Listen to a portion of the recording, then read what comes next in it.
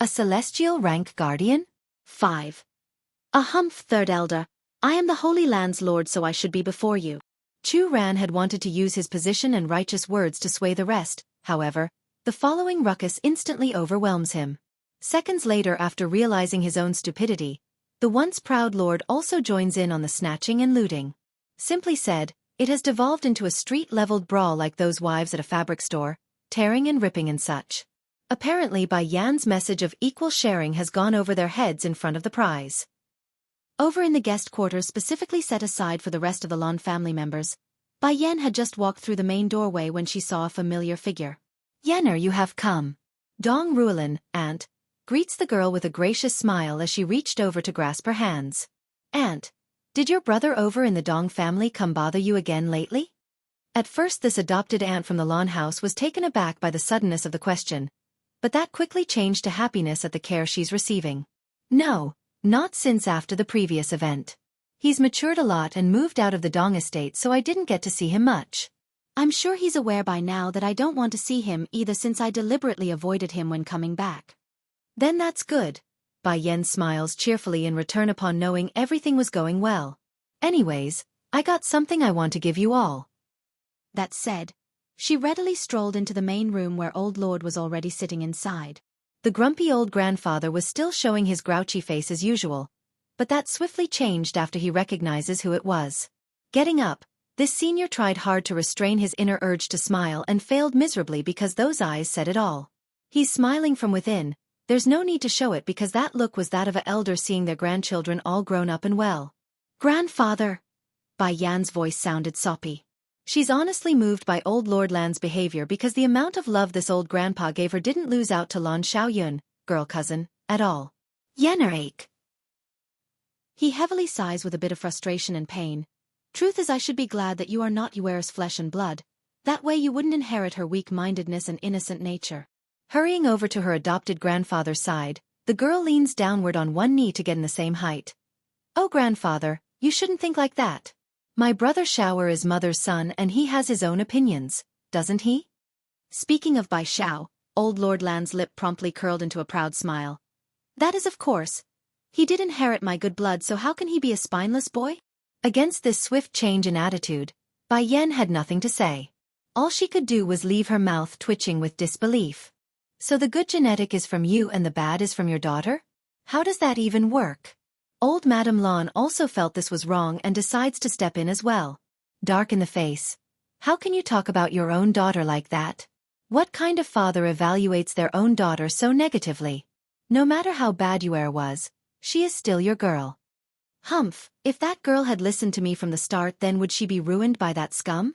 Not only did she leave this world so early, I also have to send her off before moving on myself." This really was the typical case of love cuts it deep. Based on that trembling fist, it's obvious this old grandpa loved his daughter dearly and treated her like the shining jewel of his heart. Otherwise, why else would he grieve for so many years after Lan Yu had passed on from this world? A celestial rank guardian? 6. Grandfather, seeing how the atmosphere was going down the wrong path, Bai Yan hurries to shift the topic to another. "I have something I like to give you all." Turning around to signal her son with a wink. "Son, hurry and bring over the gift I prepared." Doing as told, the little steam bun didn't wait and toddles over to the old senior. "Great-grandfather, these are the Dan pills mother made for you. They are very delicious, I tell you, so quickly take them." "This." The grandpa looked surprised by satchel he's given. "Is this a storage bag loaded with Dan pills? That size, there must be a lot inside." Showing a frown.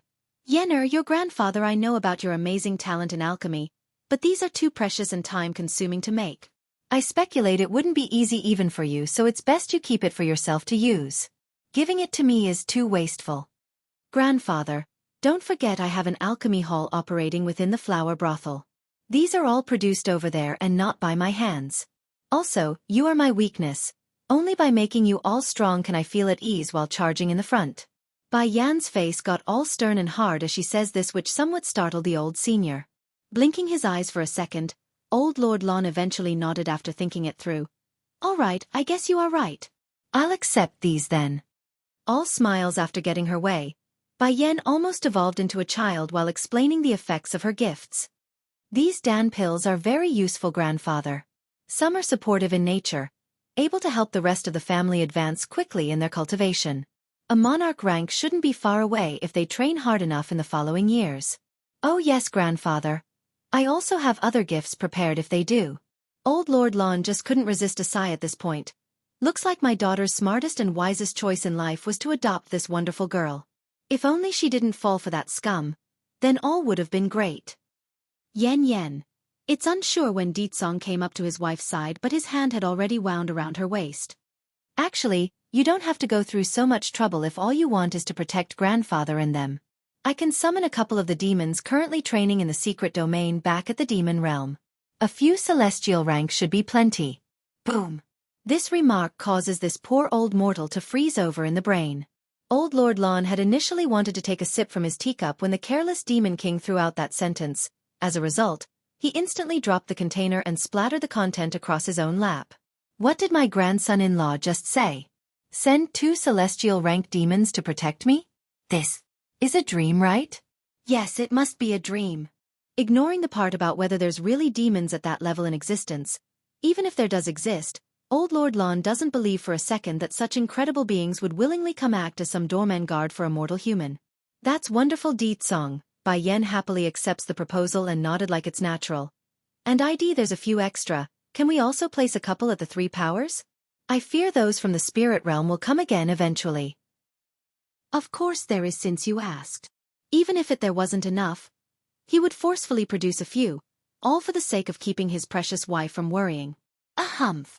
Old Lord Lon couldn't take it anymore and coughs a few times to get their attention. I'm happy you have this heart, Yenner. Whether or not they're celestial rank demons is of no importance. What matters most if our Lon house improving our strength. Bai Yan knows her adopted grandfather doesn't quite believe her man's words.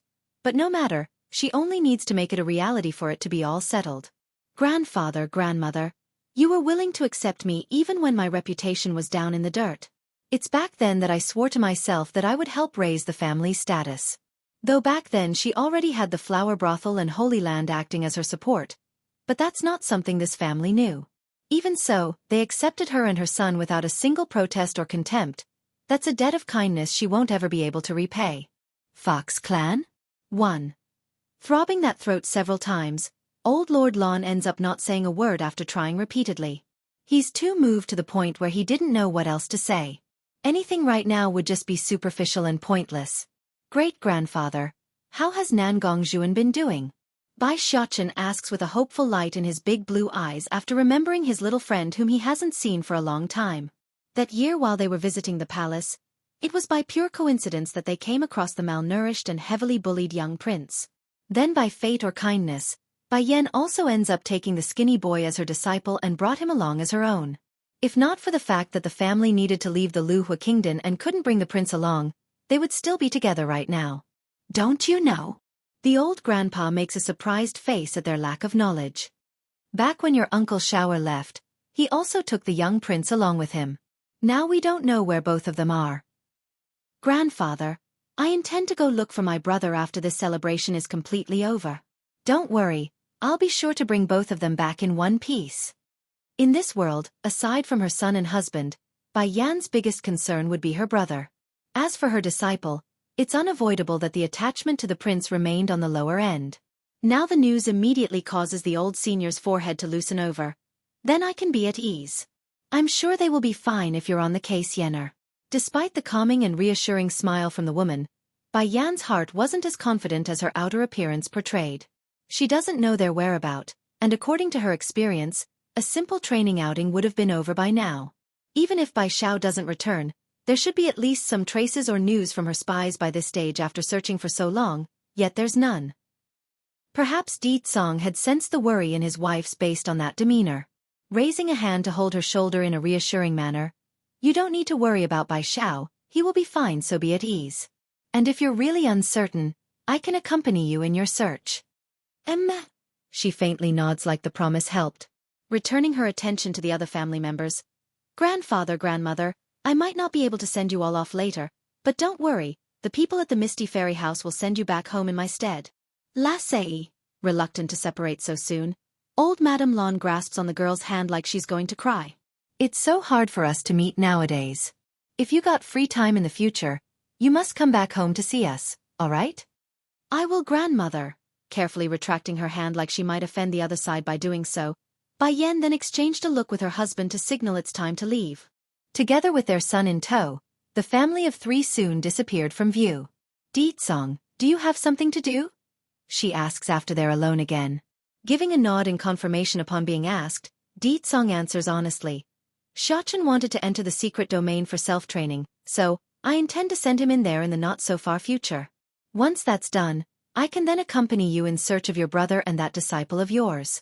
Bai Yan remained silent and didn't refute the offer. It's true she's not able to be at ease unless she goes out to search in person. Reading through that thought, Song makes a charming smirk for his own little win. Yen, if you really want to go search then you can go on ahead first, I will catch up later. However, you must keep Dragoni by your side at all times when doing so. Dragoni? She shows a startled face at the request. All deep and stern in the voice, the man makes it clear he's firm on this stance. That girl is not ordinary, so keep her by your side. Only then will I be at ease if you're going out there alone. He understands that even if he prevents her from going, his wife would surely sneak away in the dead of night. Rather than doing something fruitless other than to enrage the precious woman in his life, Song would rather comply and earn some more merit points so he could use in bed. Mother. It's then the little steam bun tugs at his mother's sleeve after being ignored for so long. All pitiful and teary like a pet that's about to lose attention. I'm going to miss you. Fox Clan? 2. Aching in the heart over this picture, Bai Yan hurries to bring her son into a comforting hug. Mother here will promise you, once I find your uncle I will immediately come back to wait for you, okay? Really? The little steam buns eye lit up with expectations. Of course. If you don't believe me then we can pinky swear on it. Mother, I'm not a 3-year-old child anymore. Such tricks are only meant to deceive little babies. Now that's just embarrassing for this doting mother. It's like the boy says, he's no longer 3, he's coming up to 7 this year. However, Bai Xiaoqian's face breaks out into a lovely and innocent smile. I will believe anything mother says. Once you find uncle then you must come to the demon realm and wait for me. I don't want the first person I see to be baddie father when I come out of the secret domain. Now that's just wrong. Song's beautiful instantly goes dark at that comment. This brat, does he detest me that much? I'm his old man and deserves respect. But instead of breaking out into a chuckle like she normally would over the sly words of her boy, Bai Yan instead hugs the boy even tighter until Bai Xiaoqian was almost unable to breathe. Fortunately this filial and sensible child knew what the gesture meant and allowed it to continue despite the discomfort. Neither of them felt happy about the separation, and this was their way of communicating their emotions. Son, it was Bai Yan who eventually broke the silence by loosening the hug. Remember to be careful while training inside the secret domain. Safety comes first no matter what, understand? I know. In order to emphasize his point, the boy makes a sweet little peck on the woman's face before breaking out into a huge giggling laugh. I will definitely be well and safe, because only by being safe and well can I protect mother from harm. Her heart ached at this. The boy's ability to please her and say sensible things are just too good. No matter how she tries to tell herself this was for the best inwardly, Bai Yan knows, she's going to miss him desperately during this period. In the end, it's her own powerlessness that's the cause. Clenching her fist, a stubborn and firm aura exudes out of that face. Whether it be the celestial realm or spirit realm, I will not let any of you off for this. Suddenly, from out of the blue before she could react, Song's hand had swung her around and pressed his lips firmly down on hers. It's somewhat cold and shocking to the mouth, but that quickly changed into a comforting battle of the tongue. Releasing his prey, Yen, don't miss me too much, I'll come to you soon. Initially Bai Yan was still a tad flustered from the forceful kiss on herself, but the remark instantly destroyed any lovely mood she felt from the act. Dark in the face, she's got to hand it to this man and his delusions. When did I say I was going to miss him? Oblivious to his own lack of status in this family, Song gives one final yearning look to his wife before turning away for the outside with the boy in tow. It wasn't just the husband here who didn't want to leave either, the kid as well while being led away. Bai Zaken would turn around to look backwards after every 3 steps like he's going to run back at any moment. This saddening departure continued until their figures were completely out of sight, and the interjection of a familiar childish voice. "Queen, where is His Majesty and Highness going?" Swinging her head around, Bai Yan could see it was Dragoni, the very girl she intended to find after she calms her aching heart. However, it appears that objective was no longer necessary. They have other things to do. "Dragoni, during this period it will be just you and I, okay?" "Okay," the dollish young lass answers loudly without hesitation. Giving a tug at the sleeve. "Queen, His Majesty is so terrifying. When he is around, I would always be too scared to approach you." Bai Yan couldn't help but prick her brow at this sudden comment. Is Ditsong really that scary? How come I never found it so? Like when they first met. At most he would only act all threatening and tough in front of my presence. Never did he do anything truly harmful. Fox Clan? 3. There's no need to be afraid, Dragoni. He only liked to scare people. He won't actually hurt you. Bai Yan then caresses the girl's head as a comforting gesture. All happy in her eyes, the little missy forms a smile now and loses that worrisome face. "Queen, I like you so. Even if the king is scary, I won't leave you." Within the demon realm, there doesn't seem to be anyone who's not afraid of him, so her worries are within expectation. But of course, the main reason wasn't because the demon king did something cruel. Rather, it's his aura being too dominant and powerful to his subjects. The fear just comes out of their hearts without any coercion. "Let's go then, Dragoni." Holding the lass's hand, Bai Yan leads the way to only get a surprised question from behind. "But Queen, don't we have to tell the others first?" "No need. I don't like the teary separation scenes that will inevitably come of the meeting.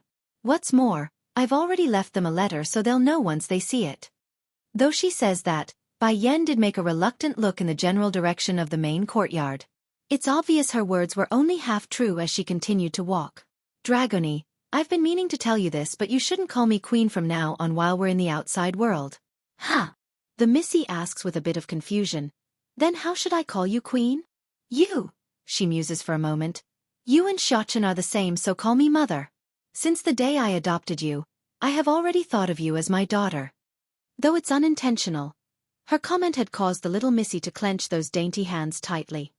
"What's the matter?" "My former mother was very bad to me," pursing her lip. Dragoni's view was all blurred up due to those brewing tears in her eye. "Because my soul opened up late, she would always call me the little fool. It's you, Queen, who didn't abandon me and flaunt me around as a laughingstock. I'm so grateful for being adopted." Back then she didn't know better, so the sort of grievance and sadness experienced by normal people didn't apply to herself. But now it's different and she understands it all, including the sort of miserable maltreatment by her former family. "Queen, can I really call you Mother? Am I also going to be a child with a mother in the future? I'm actually really good. I'm not lying so." Bai Yan felt pained by the girl's defensive words. Sure, she herself also faced discrimination in the Bai house by her so-called father and stepmother. But that's only for a short period of time in this world. Dragoni, on the other hand, faced such harsh conditions for years since her birth despite the hindered mindset. "Dragoni, you just need to know that I truly look to you as my flesh and blood. Just like Xianxia, you two are my children and that will never change." Crouching down to be at eye level, she tries to soothe the little Missy with her own gentle smile. "And from now on you don't need to be so low on self-esteem either. No one is going to ever hurt you while I am around." Showing a beautiful smile in return, Dragoni looks genuinely happy at the promise. "I'm so happy. From now on I won't have to be envious of those children I see playing with their parents on the street anymore. Come, it's getting late so we should go now." Picking up her adopted daughter, Bai Yan wanted to use this gesture to emphasize their connection, and there's no lies in her words.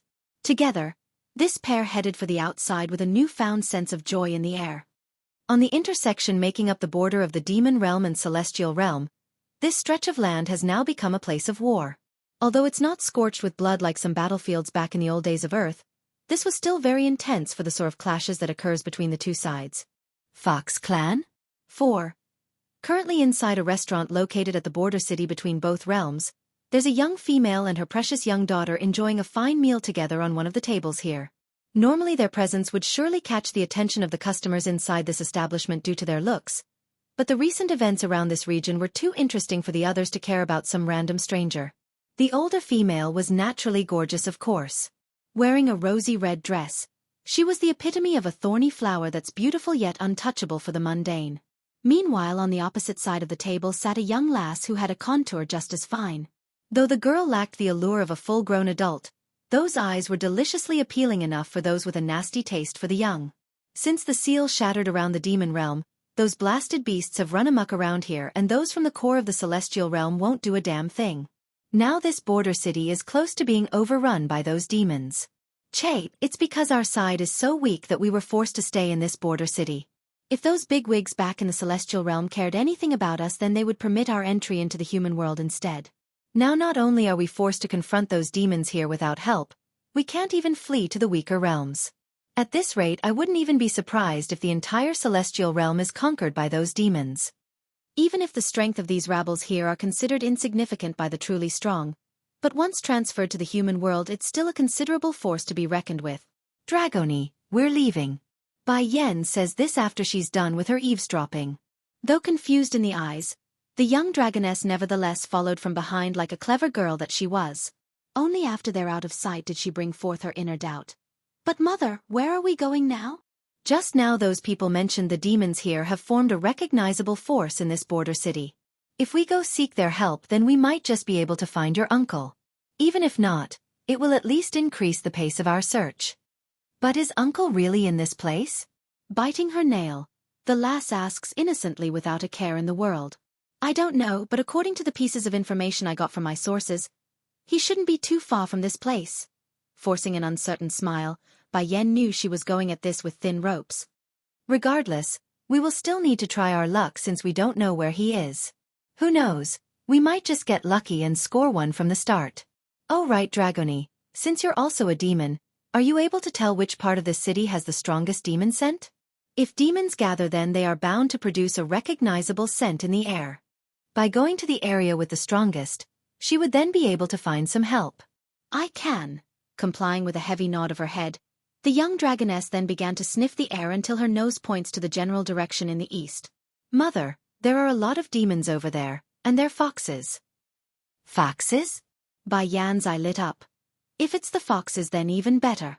Dragoni, we're leaving. To the east of the border city, there stood an old manor adorned with a gold plaque at its entrance. This read the word, fox, to indicate the sort of individuals living in this estate. At this moment, there's a string of musical melodies coming out from within, and following this sound was the graceful dancing of a woman inside. Her movements were beautiful, matching that with the hypnotic eyes of a fox. She's an unforgettable specimen of what a female should embody if they are out to attract the opposite sex. Fox Clan? 5. Miss, your dance is getting more and more beautiful. Even our noblest king will certainly be mesmerized by your beauty. One of the maids nearby compliments after coming back to their senses due to the amazing show. Scratching the other side's nose with a genuine smile, the lady felt good at being praised. What are you saying, you silly? Don't forget, it was my older sister's foolish dream of wanting to become the queen that we were forced to leave the demon realm and come here. Do you think His Majesty would be so easily captivated? Miss, you are wrong on that. Unlike First Miss, you are superior in both looks and charms. There's no way the king wouldn't fancy you. I bet in this whole city, there's not a single man who wouldn't fall for your beauty. Although this flattering remark was exaggerated to a certain level, it did have a very high effect on the fox lady. Why did she abandon her cultivation to specialize in dancing and seductive charming? Of course, it's to allow her family and herself to return from their exile and the demon palace. Unfortunately, she and her father did not believe in the same way of doing things. Her old man has accepted their fate of being exiled to this gutter of a wasteland due to the varying degree of constant warring and wanted to take this border city as their base of power, believing the hard work done here would eventually earn the king's forgiveness and allow for their return. The goal was the same for the pair, but the means to that goal differed between father and daughter. This mouth of yours is really getting sweeter and sweeter. It's unfortunate that the king already has a queen according to what I've heard. This road I've chosen will be a long and hard one. Miss. It's then a voice from the rear interrupts their conversation. Coming over, the individual looking like one of the guards here arches his fist and speaks. There are 2 people outside currently wishing to see the housemaster, but he's... See my father? The lady became surprised by the idea. Raising a brow. Who are they? A human and a demon, the guard answers respectfully. Making amused look as if contemplating her options. My father is currently in closed-door training, so no one is to disturb him until he's out. I'm his daughter, so if there's anything of importance then I will see to it. Bring those two to me and I'll meet them. Yes, milady. Getting the order, the guard promptly went away for the front door where the two should still be waiting. Outside of the estate at the front gate, Bai Yan was quietly waiting with Dragoni for the home's host to show themselves when a group led by a lady in pink came out to greet them. From first glance, she could see why some would call the fox demons a race of seduction and allure. This lady had a very beautiful contour, but the most outstanding feature were those eyes. They spoke of femininity without words needed. While there's no problem for one to want an outgoing appearance and dress code, Dragoni on the other hand didn't feel the same and found the fox lady rather dislikable. I believe I said I wanted to see the Fox clan's chief.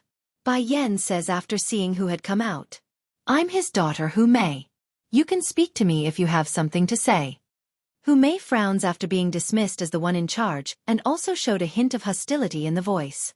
Being dismissed despite coming out to greet some unknown stranger would of course irk anyone. However, Hu Mei had another reason for disliking Bai Yan, and that was their looks. This fox demoness had always believed her own beauty to be unmatched aside from the princess and king being on par. Yet now there's a strange human woman coming to her home and had a contour far superior to her own. As the old saying goes, one mountain cannot hold two tigers. My mother is the queen of the demon realm. Breaking free from Bai Yan's grasp, Dragoni hurries forward to make a stand. We are looking for the Fox clan's chief. Fox clan? 6. Queen? Hu Mei's gaze shoots out a frosty beam as she snickered with contempt. You got some nerve. How dare you pretend to be the demon realm's queen? Do you know what sort of crime it is to impersonate her highness? My mother is the queen. Hope the fox lady responds equally as sarcastic to that outcry. I've only heard of the queen having a son. Never did I hear she had a daughter. If you are going to impersonate someone, then at least do your homework and get a boy instead of an unruly lass. Seeing how upset her daughter was becoming, Bai Yan hurries to step in before the little dragoness loses it. Pulling that small figure back to her side, she then flipped over her hand to show a jade pendant engraved with the word demon on it. Can this thing prove my identity then? Now go have the fox chief come see me. Hu Mei became startled by the rudeness and looks down, her eyes appearing suspicious and doubtful. What is this thing? I've never seen it before in my life. Don't think just because you have a weird-looking jade pendant that you can go around impersonating the queen. Lady, even if you love our king, you still shouldn't use such means. She then goes ahead and makes an exasperated sigh like the woman across from her was another one of those wishful females whom have dreams of attaining a post far beyond their own standing. Bai Yan's expression right now could only be described as having black lines running through her face. Back then when Song gave her this identification token, the man specifically said it could prove her identity to any demon out there. But as anyone could see, it's obviously not working. Unbeknownst to this poor queen though, this fox clan here in the border city was only a branch of the other one in the demon realm at this point. Since they've been expelled and exiled here to some far-off land, their ability to communicate with the rest of the demon world has become limited. Therefore, it's not all that surprising they wouldn't recognize the custom-made token she got from Song. The biggest issue in the end was the lack of information in this world. I have never seen a shameless wench before, a maid from one side scoffs derisively. If you want to be the king's consort, then use your own ability to reach that goal. What good is there in impersonating the queen before us? Another maid joins in as well. That's right, our king is not a blind person without taste. A woman like you would never get in his eye. So I doubt his majesty would even give you an extra glance. Utterly outraged by the snarky comments coming their way, poor Dragony eyes began to glow red. I'll kill you all if you keep talking nonsense. My mother is the queen. It is you all who doesn't know anything and can't recognize the identification token. You! The maid who spoke last wanted to fire back a rebuttal again when Hu Mei steps in with a raised hand to stop the act. What are you arguing with a kid for? Getting all smug herself as well, Hu Mei turns her gaze directly towards Bai Yan's when speaking. Our fox clan is a gracious household and we do not argue with the whimsical and hopelessly wishful types. If you two got nothing more to say, then I suggest you leave. My father will not meet you, lady. That sly comment was the last straw for the poor dragoness. Practically trembling due to the inner rage wanting to come out, the lass stares dagger at the fox lady like she's seeing a dead person. You stinking girl! As servants, there's no way some of the maids wouldn't notice the hostile look coming at their lady. For one of the more outspoken and clever ones, mainly the woman compliment who may of her dancing earlier, she had come forward to point her accusing finger at Dragoni. Sadly, that was a huge mistake because that finger was a huge flailing target ready to be bitten. Ah! The outspoken maid screams in terrific pain as the razor-sharp teeth grinds against her finger. Stinking girl, let go right now, let go of my finger. There's no Dragoni would let go though. Instead, she bit harder until blood has started to seep out of the maid's finger. This causes the second maid to run forward in haste to stop this. However, before she could slap Dragoni to get her to stop, Bai Yan had intervened. Next thing they all knew was the brittle sound of bone breaking from the wrist by the fellow maid. Di Tsong's letter 1. If you continue to want to touch her with your dirty hands, then you can forget about keeping them. Bang! Giving a shove, Bai Yan's maneuver sends the injured maid stumbling backwards until she's on the floor with tears of pains flowing down those cheeks. Miss, this woman is too arrogant. Enough! Hu Mei orders with an expressionless face. I said it before, there is no need to argue with a child, or are you bold enough to go against my words? The maid immediately shudders at the thought of what that meant. Hanging her head low, the injured servant didn't dare to speak. Don't assume just because the fox lady's usually kind on the surface, but only these maids who have followed the demoness from young would know her true nature. If angered, the one to be the most ruthless would have to be Hu Mei and not the fox chief in this household. Lady, it's my maid who offended. Can I ask your daughter to release her jaws first? Shooting a warning glare at her own people, Hu Mei then returns her attention to Bai Yan with a rather calm expression. They only said those things out of kindness, after all. Impersonating the queen is not a small crime if discovered. Scoffing a brief chuckle of her own, Bai Yan was so done with this place. Fine, if the Fox clan here have no intention of seeing to us, then we will not linger. Dragoni, we're leaving.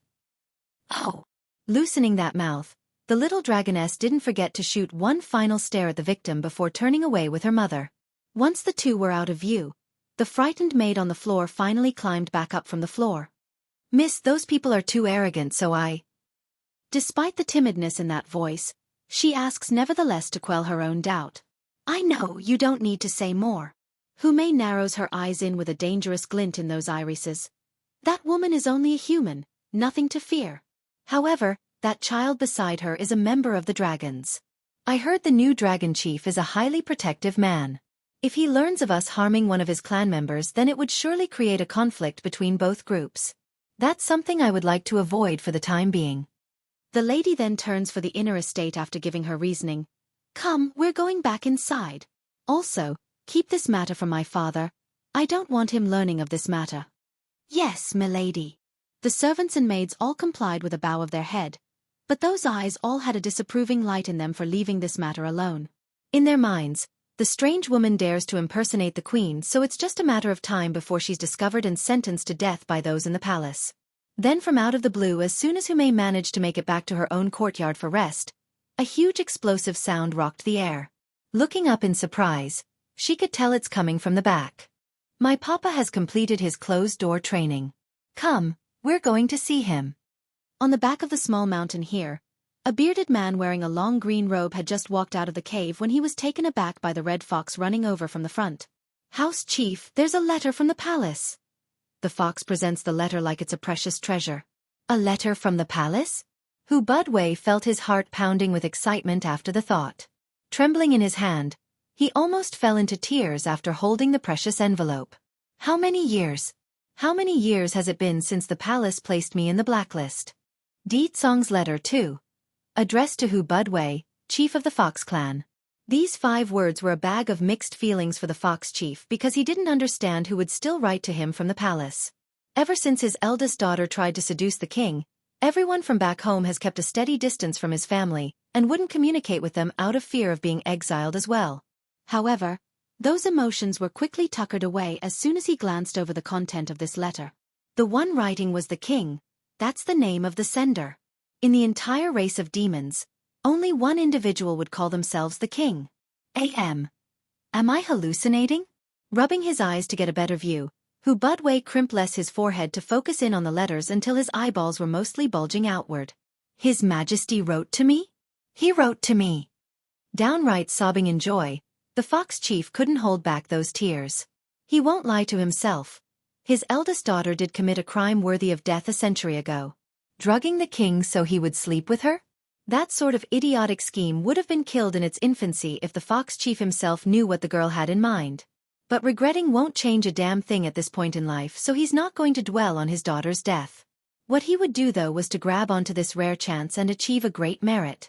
Only by doing so would his family here be allowed to return to the demon realm.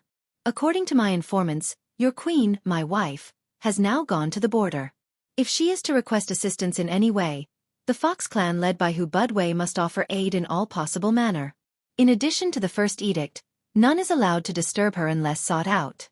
If there are any violators, they are henceforth banished from the demon realm in its entirety and never permitted to return. On the other hand, if Hu Budwei, head of the Fox clan, can appease my wife and earn her mercy, the currently banished branch of the Fox clan at the border shall be graced with amnesty and allowed to return from their exile. In short and blunt words, if she is satisfied, then I as the king am satisfied. If she's not, then you are screwed. Gripping the letter heavily with all the energy he could muster in those shaking fingers, Hu Budwei got all red in the face from the hope presented before himself. Yes! The king is finally giving me a chance. All my patience and loyalty wasn't for nothing. My family can finally return to the Fox clan and take its helm again. You there, make sure my second daughter doesn't find out about this letter. Do you understand what I mean? The Fox chief hurries to give this warning after remembering something important. As the old saying goes, only a father would know their daughters best. The oldest had already pushed their family into this horrible state due to her whimsical wish of marrying the king. Now he mustn't allow his second daughter throw away her life for that dream as well. They both love the king and he knew that. Therefore, he must crush that hope to avoid a repeat of the last.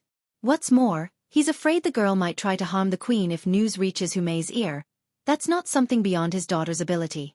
Yes, my lord, the red fox complies with a nod of the head. Perhaps the news from Deetsong had made the fox chief's mood exceptionally high because he was humming the entire way down the mountain. Unfortunately, his jolly attitude quickly came to a stumbling halt when an excited cry from the front forced him to a standstill. Father! Looking over, Hu Budwei could see it was his youngest daughter Hu Mei. In that instant, he didn't show any joy, only a tense look with black lines running through his face. Without a second thought, the fox chief hides the letter in his hand before turning to face his own girl.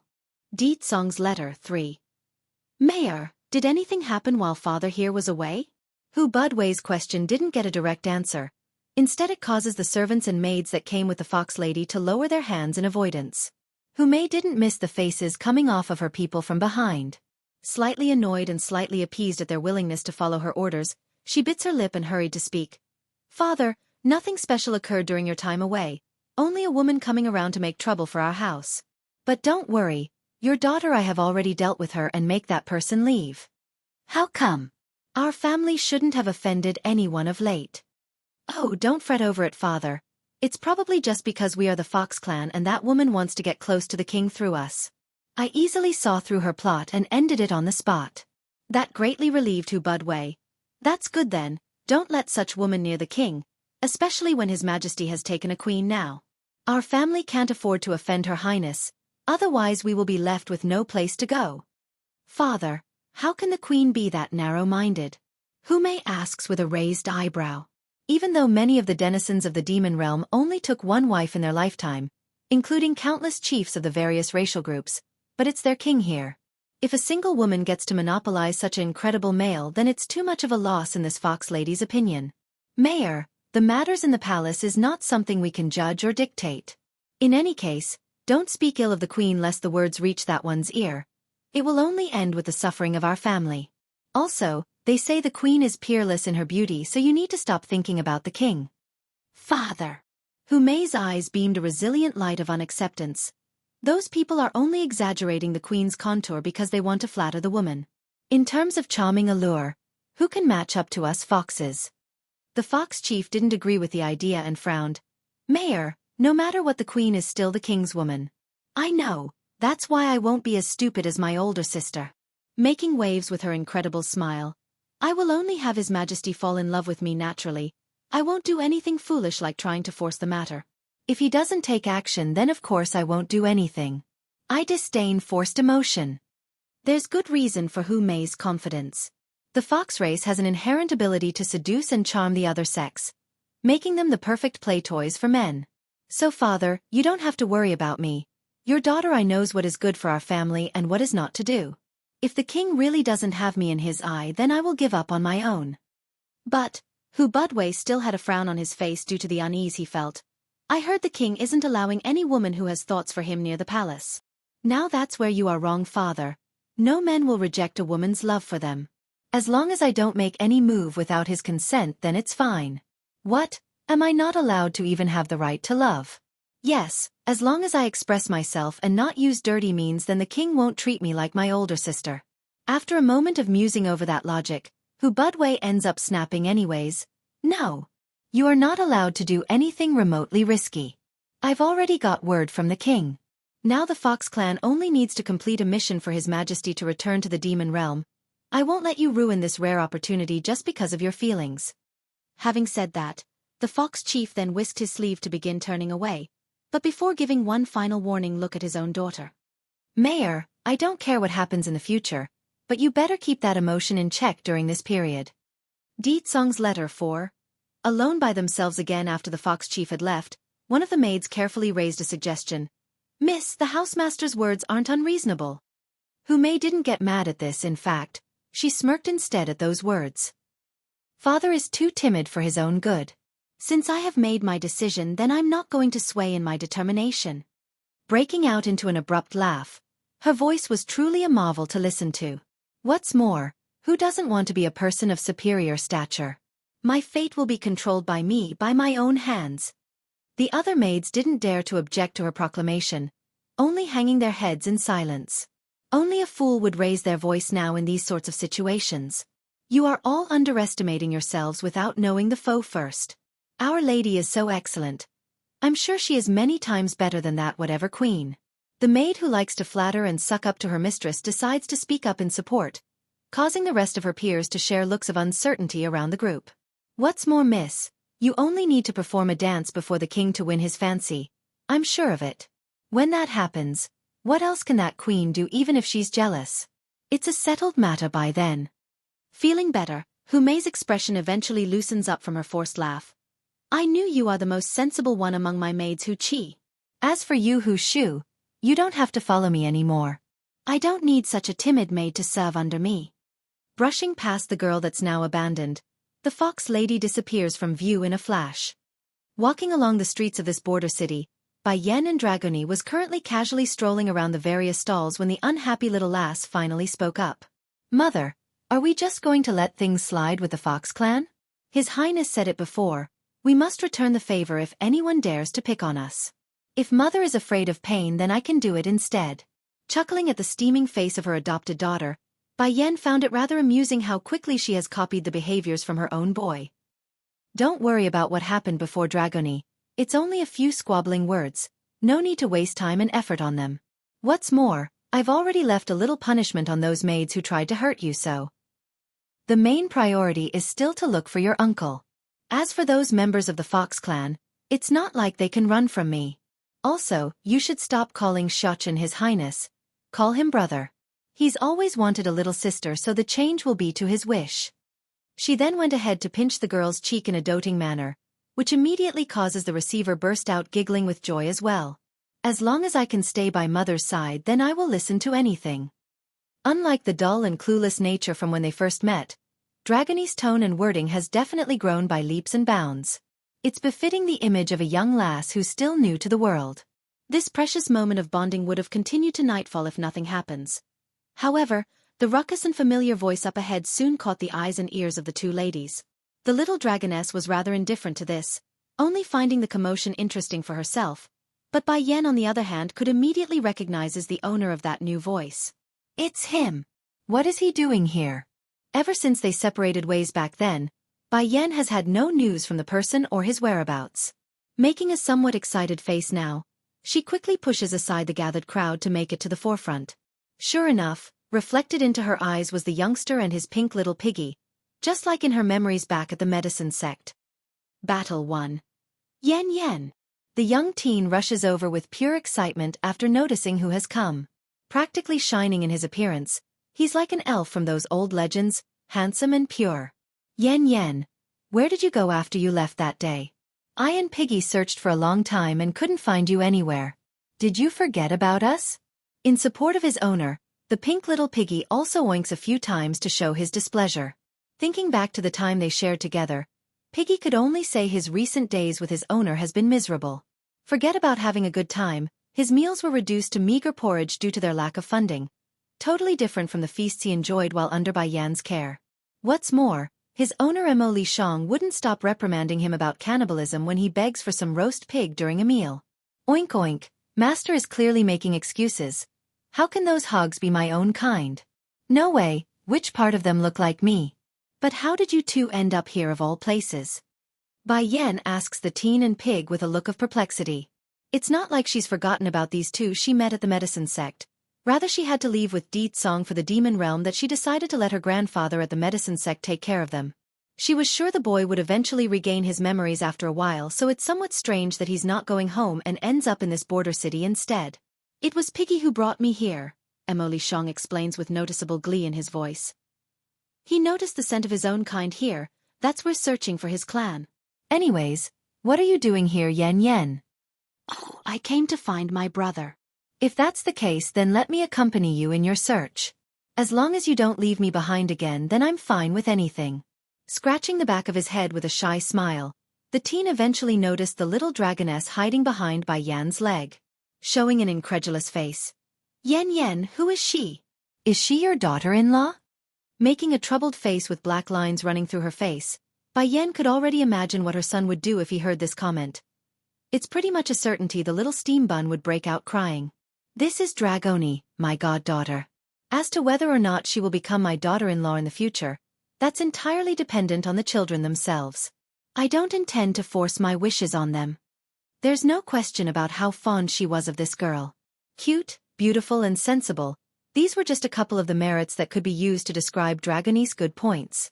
Oink oink. Suddenly jumping into the dragoness's arms, Piggy rudely but carefully began to sniff the poor girl's scent. He's not doing anything perverted or mean. Rather, the little winged piggy was surprised to find there to be a very nice scent that made him want to get close to her. Unfortunately, the sudden and abrupt contact had completely scared the daylights out of Dragoni. Dropping the pink little guy down onto the floor without a second thought, she hurries to scuttle backwards like a frightened cat. This also irked Bai Yan somewhat. Showing a black face, she immediately picks up Piggy and tosses him back to Emily Shang's hand. You pet scared my daughter. Oink oink. But the negative reception didn't matter to Piggy. Instead, the little guy began to struggle hard to break free from the teen's hand because he wanted to go sniff Dragoni's scent some more. This had the direct effect of scaring the poor girl to the point where she hid behind Bai Yan's leg for protection. Mother, I hate pigs. Poking her head out while making this comment, the lass's cheeks were puffed up in displeasure like a balloon. Though her words were said with a hint of spite to begin with, Dragoni never intended to produce maximum damage. Not only did Piggy's heart shatter into a million pieces after hearing that, the poor little guy immediately broke out into a tearful sob and ran away, leaving only a dust of cloud in his wake. Piggy! Emily Shang wanted to chase his friend. However, his worries were for naught because those people that were in dispute with them from the start had stopped the little fella from leaving. Battle 2. Under the encirclement of these people who wish him harm, Piggy's initial wave of sadness was swiftly replaced by fear and panic. Thankfully he wasn't alone because Emily Shang was quickly able to catch up to his side. Picking the little fella up, the teen wraps his arms around the pink piggy with alarmed eyes at these people. Young man, you're a proper human, so why are you protecting some stupid animal? If you're willing to hand over that demon beast, then we'll let you live. The leading bulky-looking big man steps forward to offer, his expression cold and threatening. The insult didn't sit well with Piggy at all. Shooting a hard stare back, you are the stupid one, your whole family is stupid. I am clearly the smartest and cleverest little piggy under the sky. How can you lot compare me with those stupid beasts? Shang. It's then Bai Yan also walks over with Dragoni in hand, showing a frowning face. What happened? Before, when I came over to this place with Piggy, pursing his lip in grievance, this group of people suddenly surrounded me and demanded I hand him over. Piggy is my family. There's no way I can hand him over to these people. Bai Yan instantly got cold in her aura. You take Piggy and leave first, I will deal with this. I won't. said the teen with a firm shake of the head. "This trouble is caused by us, so I can't let you stay and take it for us. I'm a man, so it's me who should be protecting you." As a hot-blooded young man, how could he leave and let a woman deal with his problems? "Che, here comes another too," said the big hulky man with disdain. "Girl, why do you side with these demons? Hurry and take your daughter and leave. We will not lay our hands on another human.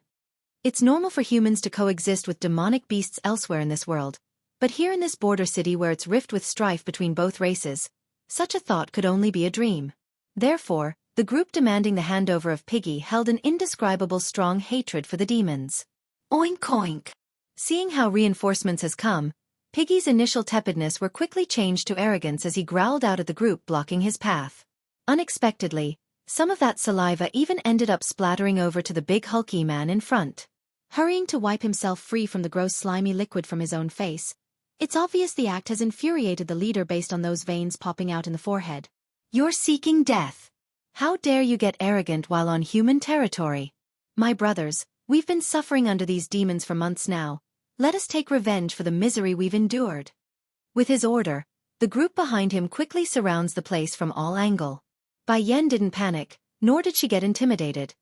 Instead, her eyes were quickly scanning the surrounding area and the chances of her coming out on top.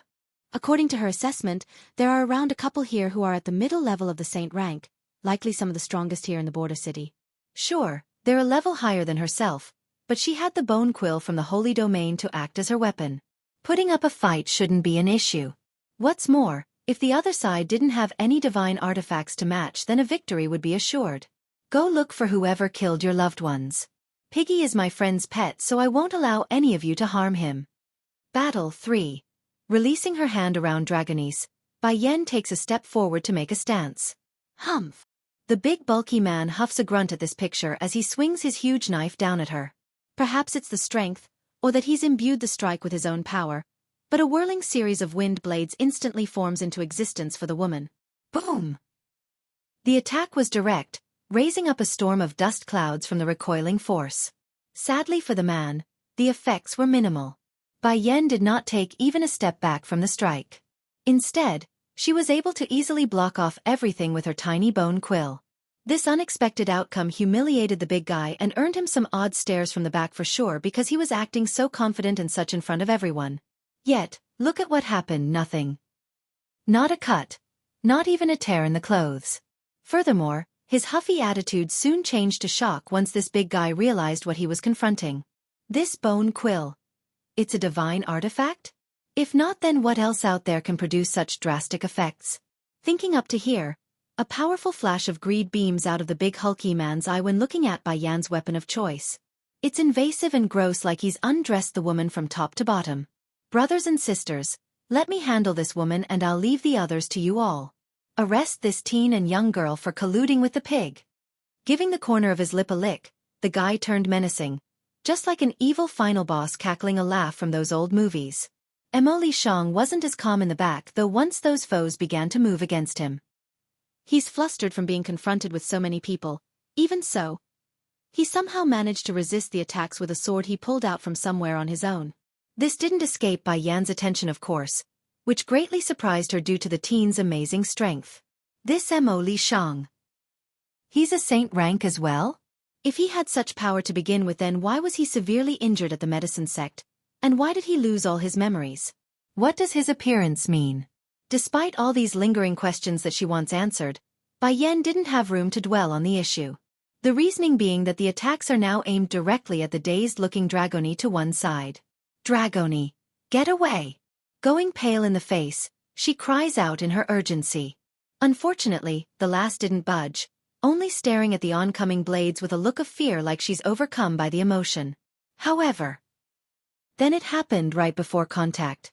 Perhaps the thought of death finally brought the dragoness back to reality, but the next shoving push from the clueless girl's hand did more than just resist the swing of the blade. She sent them flying. You baddies, go away. You're not allowed to harm my mother.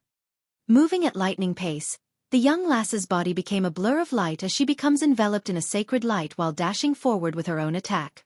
Baddies. Anyone who hurts my mother are baddies. I'm going to eat you all. Grarer.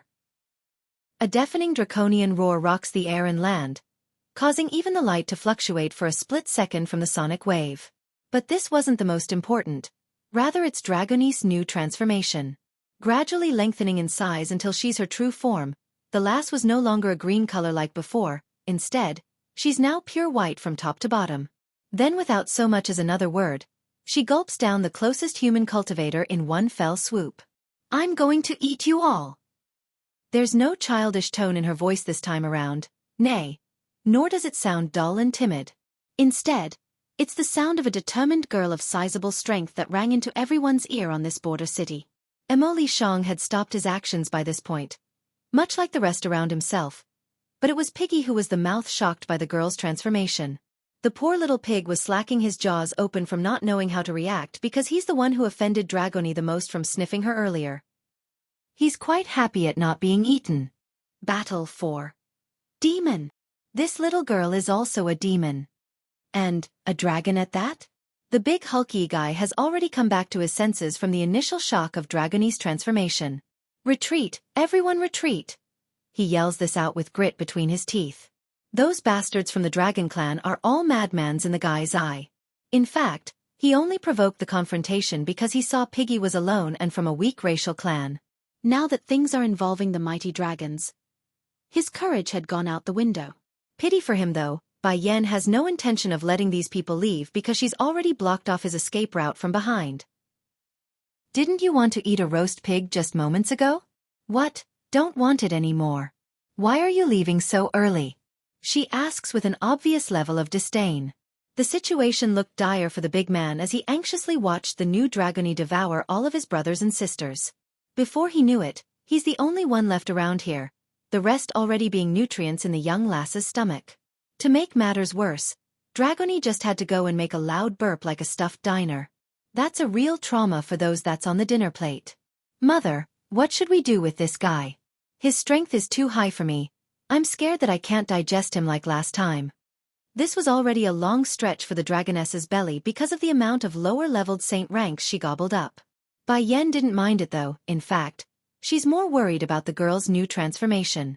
Unfortunately, this was no time to be inquiring about the details, so her eyes are locked onto the remaining foe, her bone quill glowing with sharp bitter light of frost as she does so. "Lady, do you really think I'm afraid you too?" The big man makes a frown before continuing. "If it wasn't because I'm afraid of provoking the dragon clan after killing this lass, then both of you would be dead by now." In other words, him not fighting wasn't out of fear. It's merely to avoid provoking the revenge from the dragon clan. Also, this would be the only opportunity for Bai Yan and her friends to leave since he's being merciful right now. Yen, this guy is a typical coward that only knows how to bully the weak. Xianxia finally catches up with Piggy and Hold. He saw how easy Piggy was to pick on, that's why they demanded to take him. Now that the dragons are involved, he immediately cowers away. The big man grew furious and embarrassed at being called out. "Humph, you bastards are seeking death. Fine, it's only retaliation from the dragon clan. Wuxia can handle it." Swoosh. No longer trying to run, the big bulky man known as Wuxia slams the tip of his blade onto the ground and stirs up a cloud of dust. Regardless of the cowardice in his heart, the person was still a man. There's bound to be blood in there somewhere after being mocked to such extent. Xianxia, you step back. Clasping tightly onto her weapon, Bai Yan faces off against her foe with determination. "Okay." The youngster didn't struggle with the idea. Getting back to the rear with Piggy, Xianxia's eyes were clear as the water. Yen, if you cannot hold on then change with me during the fight, we can use the turtle wheel tactic and beat him that way." Mountain 1. Huffing a grunt with a cold face, Wuxia's body disappears in a flash as he makes his move against Bai Yan. The attack should have sliced the woman in two according to the image this man envisioned, but his attempt was in vain because the target had sidestepped to one side right before contact like there's eyes behind her back. Even so, the recoiling force from the strike nearly splits the cloud and left a huge crack that stretched for hundreds of meters on the ground. This battle was no longer between the two parties. It's far too huge of a commotion and has attracted everyone living along this border city. This includes Hume that's not far away from the epicenter. Furrowing her brow at the rising smoke. "What's happening? Who's fighting over there?" "Miss, shall we go and see?" Xueqi the maid asks with a respectful voice from one side. Hume the fox lady was at first undecided, But as soon as she saw her old man Hu Budwei rushing for the outside, any hesitation was removed. Come, we're going to investigate the fighting. At the same time, many of the strong humans living here in the border city were also alarmed by the fluctuation in the air. They didn't wait and also rushed for the place of battle. Under the battering of the gusting wind, Bai Yan's expression was that of caution against the foe in front. No matter how much she looks down upon the big bulky man, he's still a mid-level saint rank cultivator.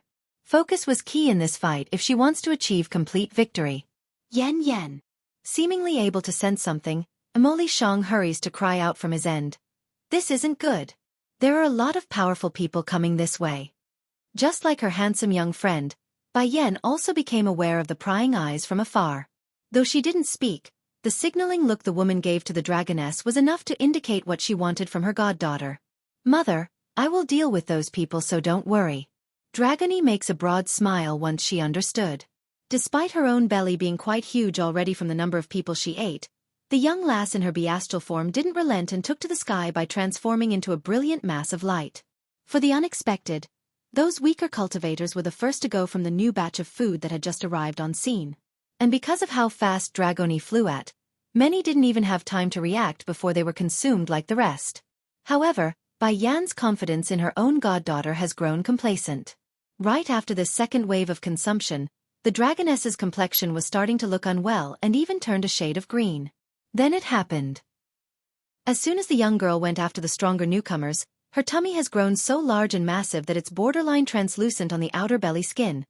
The silhouettes of the people she ate could be seen through this. Oh, ouch.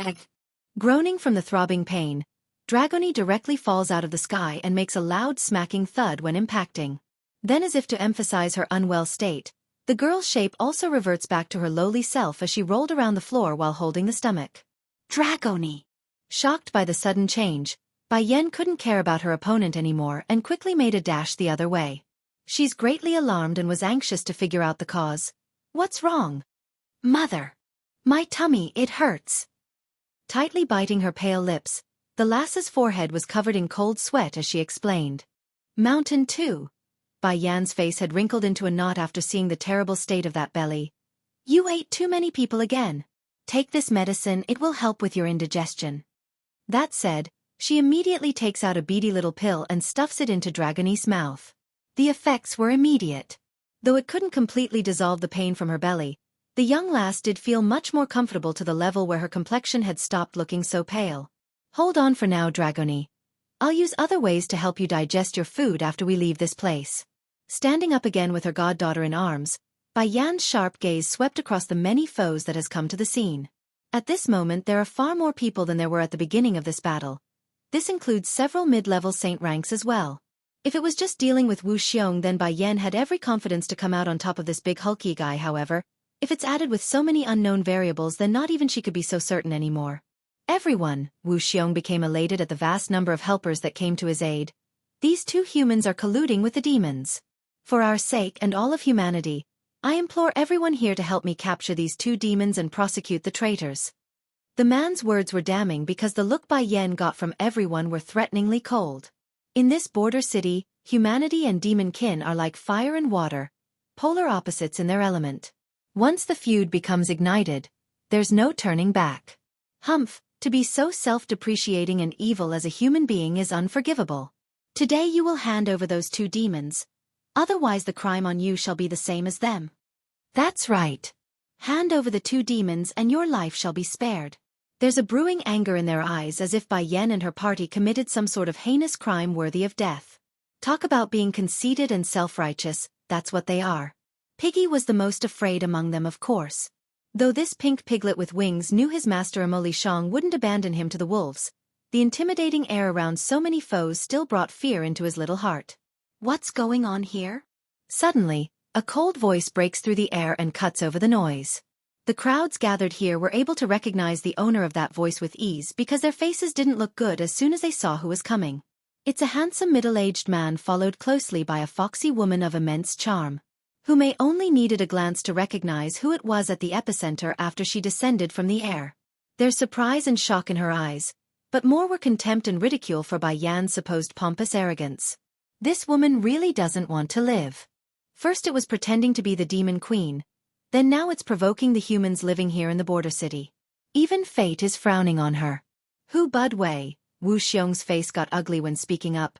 Are you intending to intervene in this matter? If there's anyone in this border city the big bulky man fears, then it would be the members of the Fox clan. Unlike the other demon races, the royal family of the demon realm was also a fox, making Hu Budwei's status special in the eyes of these humans. What's more, this fox chief was also an elder in the palace prior to his banishment. That's a huge boon to his reputation. Mountain 3. Wu Xiong, I said it before. While under my watch no human can harm us demons in this border city, otherwise. The fox chief says. Demons. The big hulky man snickers sarcastically at the remark. Do you not see those two demons over there are submitting themselves to the two humans? So, they are what you call traitors, and again the two humans are also traitors to humanity. Hu Budwei couldn't help but frown at the idea. If it was in the past, then he would surely reprimand the other side if that's the case. However, the post of being queen of the demon realm has now been taken over by a human woman. Even if he's unwilling, siding with the big hulky man in this case would be equivalent of insulting said queen. Father, Wu Xiong is right. These people are indeed traitors to us demons. Hu Mei suddenly chimes in with a cold voice when locking eyes with Bai Yan. This woman is the one I told you about from earlier today. She wanted me to connect her with the king through our connection so she could seduce his majesty, but I refused, of course. Out of anger, she then attacked my maid even. Do you still want to save such a person? You're talking nonsense. My mother is the queen. Flushing red in the face due to how angry she was, Dragoni lashes out despite her own condition. It was clearly your maid who wanted to hit me, that's why my mother hit her back. Queen. The beating speed in the fox chief's heart began to pace incredibly fast for a brief moment. This dragon girl called this woman queen? But when did her highness have a daughter? His majesty never mentioned it at all in the letters. Dragoni, hugging the young missy from behind to settle her trembling body down, Bai Yan's calm and aloof self then confronts Hu Budwei. Are you the chief of the Fox clan here in this border city? That's right. I am Hu Budwei. Hands behind his back, the handsome middle-aged foxman was doing well in giving off a majestic and superior air. Ignoring the flagrant dismissiveness, Bai Yan instead flips her hand out with a greenish object in hand. This jade token, do you recognize it? Hu Budwei frowned at this, of course. He couldn't quite pinpoint it, but he does find it vaguely familiar for some reason. Truth was, Ditsong had sent out the portrait of Bai Yan's identity token to everyone in the demon realm, including the Fox clan exiled to this border city. What's unfortunate though was this fox chief's lack of forethought. When he received the picture back then, he only gave it a quick skim through and left it as was. Never did this fox expect to encounter Bai Yan in his lifetime. Making matters worse, foxes are inherently bad with their memories unless they deliberately went out of their way to remember something. It's no surprise that he forgot. Hu Mei didn't miss her old man's reaction with those sharp glaring eyes.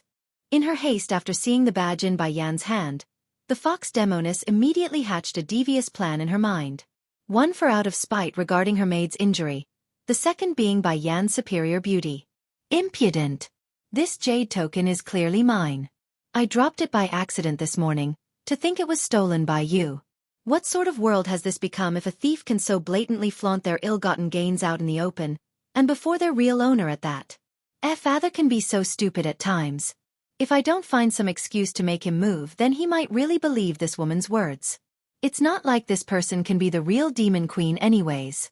Making a face like he's enlightened somehow, the fox chief gives the fox pattern jade token a final stare before nodding his head. So it's my daughter's stuff. No wonder it looks so familiar. Finding it pointless at this stage to continue her attempt to show her identity, Bai Yan puts the thing away before making a sneer. I've heard of foxes being cunning and clever by nature, but it seems that's not true at all. To think the Fox clan would have such a stupid person in their mix. So that's why Di Xiao Wan is a sweet dumbaklutz. Not every member of the foxes are as clever and cunning as my own boy. Mountain 4.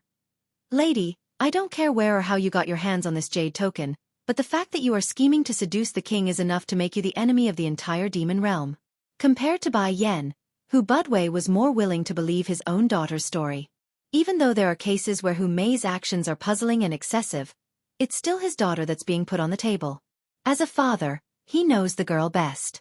A proud and strong personality wouldn't fall so low as to lie. Besides, how can this woman be the queen? Someone that can be the king's wife must be equally as strong. Otherwise that man would never take another look. Dragony, casting her warm gaze down to the little girl in her arms like a mother protecting a baby, Bai Yan's asks, "Are you afraid?" The little missy shakes her head without hesitation. "Mother, I am not afraid." "Good. Then make sure you hold on to me tightly later. I will take you all in charge out of here." With her other hand holding the bone quill, Bai Yan's expression grew sharp after turning back to the group of enemies before herself. Xianxia, you take Piggy and follow closely behind me." The handsome teen obligingly nods from behind. He has no intention of being a legweight in this situation. Pleased by her friend's firmness, Bai Yan only had one last thing to say to the Fox Chief before making her final decision. Is the Fox clan going to watch from the side, or help these people? "Lady, perhaps I can stay out of this if you return the jade token to my daughter. If not." Hu Budwei didn't finish the last bit of his sentence, but the threat and seriousness in his voice said it all. That's all she needed to hear. Without another word, Bai Yan points her bone quill directly at the Fox Chief and causes a cloud of dust to blow into the air merely from the seeping aura of that weapon. It's her way of declaring war. Getting darker in his face, Hu Budwei coldly huffs a snort at the impudence directed at himself. Taking a step back to make sure he's at a safe distance. "Wuxia, these people and demons are indeed traitors like you said. If you need my help, then the Fox clan here in the city will be happy to join the fight against these traitors." The big hulky man promptly laughs aloud. "I wouldn't have it any other way. These scums are pure filth to betray their own kind." But before the pompous man could finish his laughable speech of self-righteousness, Bai Yan had already begun to make her move. Sure, she may still be carrying a little girl in one of her arms, but that's not going to hinder her speed because that bone quill was already right up against the big guy's chest and about to pierce through after she disappeared from her spot. If not for the fact that they're all prepared ahead of time, this attack would have definitely been lethal instead of just a graze after Wuxia narrowly manages to dodge it. Boom. Hu Budwei also attacks after seeing the preemptive strike. His punches were like the wind itself, creating afterimages one after the other. No matter how fast and agile the woman's reflexes were, the opening she created by trying to make a lunging pierce at the big guy had left her unable to dodge. In the end, several hits landed and causes Bai Yan to stumble backwards. "Mother!" Dragony screams out in great fright after seeing the injury. The little missy was completely riled up at this stage. Hair puffed and claws stretched. She's no different from a wild animal trying to intimidate the foe. Bai Yan knew if this continued, then her goddaughter would surely do something dangerous. In her haste, she quickly takes out a Dan pill and throws it into her mouth before launching into another attack at the Fox Chief this time. Bang! Two fists collided in the air, but instead of trying to force the blow to gain advantage, the woman uses the delay and recoiling force from the other side to fling herself to Immortal Shang's side. "Let's go," she says after getting hold of the teen's shoulder. Seeing how the other party's about to leave, Wuxia was the first to react. "Quick, everyone stop them. Don't let those bastards escape. This woman's talent is too terrifying. If allowed to live, then she will inevitably become our end." Thankfully Bai Yan was well prepared for the enemy to block her path. Pushing her package to a safe place with an energy-infused shove, Bai Yan raises her bone quill again to meet the attack head-on by making a swinging slash. Mountain 5. Blazing through that skin with her bone quill, Bai Yan easily picks off the weakest person that's closest to herself after several exchanges with them all. Now that an opening has been torn in this siege, there's no more reason to stall and stick around. Grabbing her friend by the shoulder for the second time, she instantly dashes off into the sky and flies away. "Mother, I'm almost fully recovered now. I can help carry us all in my dragon form." The little missy's voice was still seething with anger after casting a glance behind themselves. "Don't say any more," Bai Yan shuts the idea down with a stern face.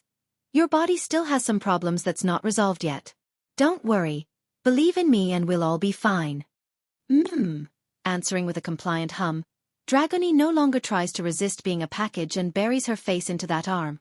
She's upset, but there's no way the missy's going to show that to her precious family. "Yan, this dragon of yours seemed to be very strong. Does she have any other skill?" Immortal Shang asks from one side, his eyes fluttering with curiosity. "I can only fly a bit faster than the average." All embarrassed at being the topic of discussion, Dragony blushes in the cheek and looks all adorable despite her following terrifying words. "I can also eat people, but other than eating, I can't do much else." Twitching in the eye for a second, the handsome teen nevertheless continues with a forced smile. Then what about combat? I can't. No one taught me how to fight. Hanging her head low, the dragoness seems apologetic like she's done something bad. Bai Yen didn't mind the two chatting away while she did the heavy lifting of flying through the air. But just running like this won't help while the group of pursuers continued to chase them from behind. Scanning the terrain, her eyes soon fell upon a shadowy forest up ahead which would be a perfect place to lose someone due to its dense greenery. Without a second delay, she bumps her speed up and directly disappears into the shrubbery, leaving Hu Budwei and the rest of the humans in the background staring idly at the forest. Lord Hu, are you not going to continue your chase? Wu Xiong asks with a puzzled face at the fox chief. Narrowing his eyes at the man who dares to question him. Are you pretending to be stupid or just that stupid? This part is already past the border between the two realms. If I go any further then I'm entering the mountain range inside the demon realm. Ha ha. Wu Xiong promptly breaks out into a bellowing laugh. Hu Budwei, are you implying you are afraid of some demonic mountain range despite being a member of the Fox clan? That comment was very blunt and very awkward for the exiled fox chief. It's not like he's afraid to step back into the demon realm, but being safer never hurts, especially when the cause of this whole thing didn't relate to himself at heart. But images must be kept up. Giving a snort, Hu Budwei rebukes with cynical words of his own. You think I would need to personally make a move? I am a member of the Fox clan. One word from me is enough to leave her with nothing but bones. Daughter, we're going home. Giving one final glance at the gloomy and spooky-looking mountain range, the fox chief whisks his sleeve and turns away without looking back. Wu Xiong snarled before narrowing in his eyes. Bastard, you think I don't know the truth? If your position within the Fox clan was even remotely important, then you wouldn't be at this border city. You may be able to fool some but you can't fool everyone. What are we going to do now? Another saint-rank cultivator asks from one end. All demons and demon beasts alike are inherently hateful of us humans. Now that those two are inside, it's only a matter of time before the local monsters get to them. As for that bastard Hu Budwei, humph, leave him be. No matter what, he's still a fox. The big man then inhales deeply like he's suppressing the annoyance he felt. Those people in the celestial realm is treating our lives like it's worthless. If we kill one of the Fox clan's member, then the demon realm will surely retaliate for touching those related to the royal family. We can't afford such a consequence. Truth was, there aren't a lack of powerful humans in this border city. There's even a couple of high-leveled saint ranks in closed-door training. Why they are willing to put up with the Fox clan taking house in their territory goes to show the level of worry they held for provoking the foxes. Mountain 6. Not far away from the main body of humans, Hu Budwei could see the others are keeping their distance from himself and decides bring up his thought. Mayor, is what you said really true, that jade token is yours and she stole it? He asks with a tinge of worry in his voice. The fox demoness didn't give any hint of deceit from her end and answered promptly. Father, you know I'm not quipped to lie. That jade token really is mine. I carved it some time ago and only wore it once. Maybe that's why you don't have any recollection? As for the part that she wanted to seduce the king, Hu Mei took a second to organize her story. That happened while you were in closed-door training. She thought we are close to the palace because we are foxes and could connect her with the right people. Furthermore, did you see that weapon in her hands? Hu Budwei's eye flashed meaningful at that reminder. He's not blind. He could tell Bai Yen was only a lower-leveled saint rank. However, through the support of that frosty bone quill, she's able to stay on top of so many stronger cultivators. It's not hard to imagine how valuable that weapon was if it's used by another. She promised me, the fox demoness bites her lip like she's aggravated by her own decision. If I help her then she will give me that bone quill. I naturally refused her, of course. I've always been a free-minded soul, so how can I betray the king for the mere sake of a divine weapon? That finally relieved the fox chief. Making a long sigh. That's good to hear. I was really afraid this woman would be the real demon queen herself. What do you mean by that, father? Nothing to worry about, my dear. It just so happens that I've learned of the queen visiting the border city and will be here any day now. I've never met her highness before, so I can't be certain of her face or identity. It's good that your story is true. Now we have nothing to worry about. While the fox chief was smiling on the face, the daughter on the other hand wasn't so calm in the heart anymore. She's shuddering from shock and nearly fell over backwards. It can't be. That woman really is the queen? No. No, it can't be. Even if she is the queen, why would she come to this border city? There's no way she can prove herself. What's more, a human entering the demonic mountain range will only die at the end. She will never come back. Never. You need to stop worrying all the time, father. Maybe the queen herself is still on the road and won't be some time before she arrives. There are so many shameless women in this world. I'm sure this one is only an imposter. Do you really believe an outsider over your own daughter? I of course believe in you, my dear, the fox chief breaks out into a happy smile. You are much smarter than your older sister, so I'm very confident you won't make the same mistake she did in the past. Perhaps it's the parental bond, or just this family of foxes are just that dumb. But Hu Budwei didn't take notice of that split second of worry in the girl's face when he said that. Inside the spooky and dark forest, Bai Yan had just landed on the ground and stopped running when she confirmed there are no more pursuers in the back. Dragony, how are you feeling now? It's much better than before, but my tummy still feels uncomfortable. Hanging her head, the little missy sounds uneasy. Mother, am I useless? If it was brother here, he will certainly be able to help mother solve the problem. Smiling at how sensible her goddaughter was being, Bai Yan could only smile and nothing else. You silly, he's already 7 this year. Compared with you who only had your mind opened last year, you are already doing extraordinarily well. Wait some more, you will definitely be able to help me like he does, okay? Mountain 7. Really? Little Dragonie's eyes lit up into a bright smile. I will work hard. Although I cannot compare with brother, but I also want to protect mother. Now don't talk, I'll help you digest the forces in your body. Okay. Bai Yan's method were direct and thorough. By pumping a string of silky energy into the missy's back, her senses could then manipulate and guide the insides of the missy's organs and content.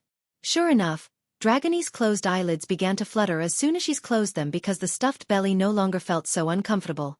In fact, it's soothing as the human's inside swiftly changed into consumable energy, flowing all over her veins and bones and reinforcing them in the meantime. Time slowly elapsed in this state. Due to the missy's immature body and lack of experience, the amount of energy produced by the two females' effort had exceeded what the last could handle. In the end, it was Bai Yan who had to take in a portion of the excess energy into her own body for processing. Boom! That's the sound of success.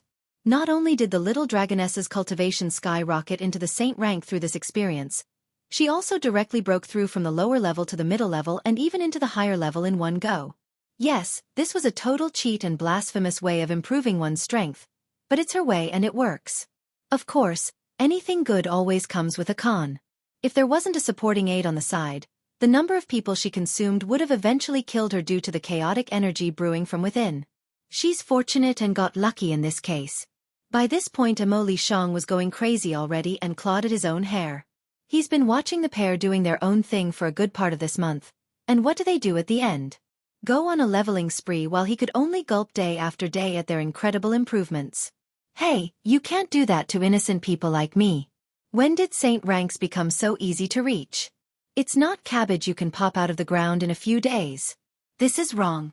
This is cheating. I want compensation for my injured heart. Mother, I broke through. Pouncing right into her mother's arm in excitement, Dragonie's smile was showing her pearly white front teeth. Next time when we meet those bad people I can help you kill them. Unlike her usual kind and innocent demeanor, her words this time around when saying the kill word definitely carried a fierce tone in there. It's getting there, threatening and convincing, but not hair-raising enough yet. Perhaps in a few more years and she would have the same effect as the adults.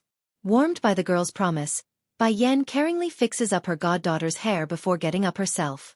Are we back in the demon realm? Losing her angry air, Dragonese throws this question out without any intended recipient.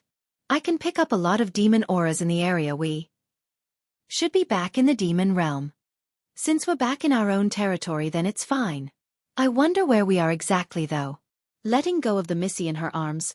Come, let's go and search around for some clues. Okay.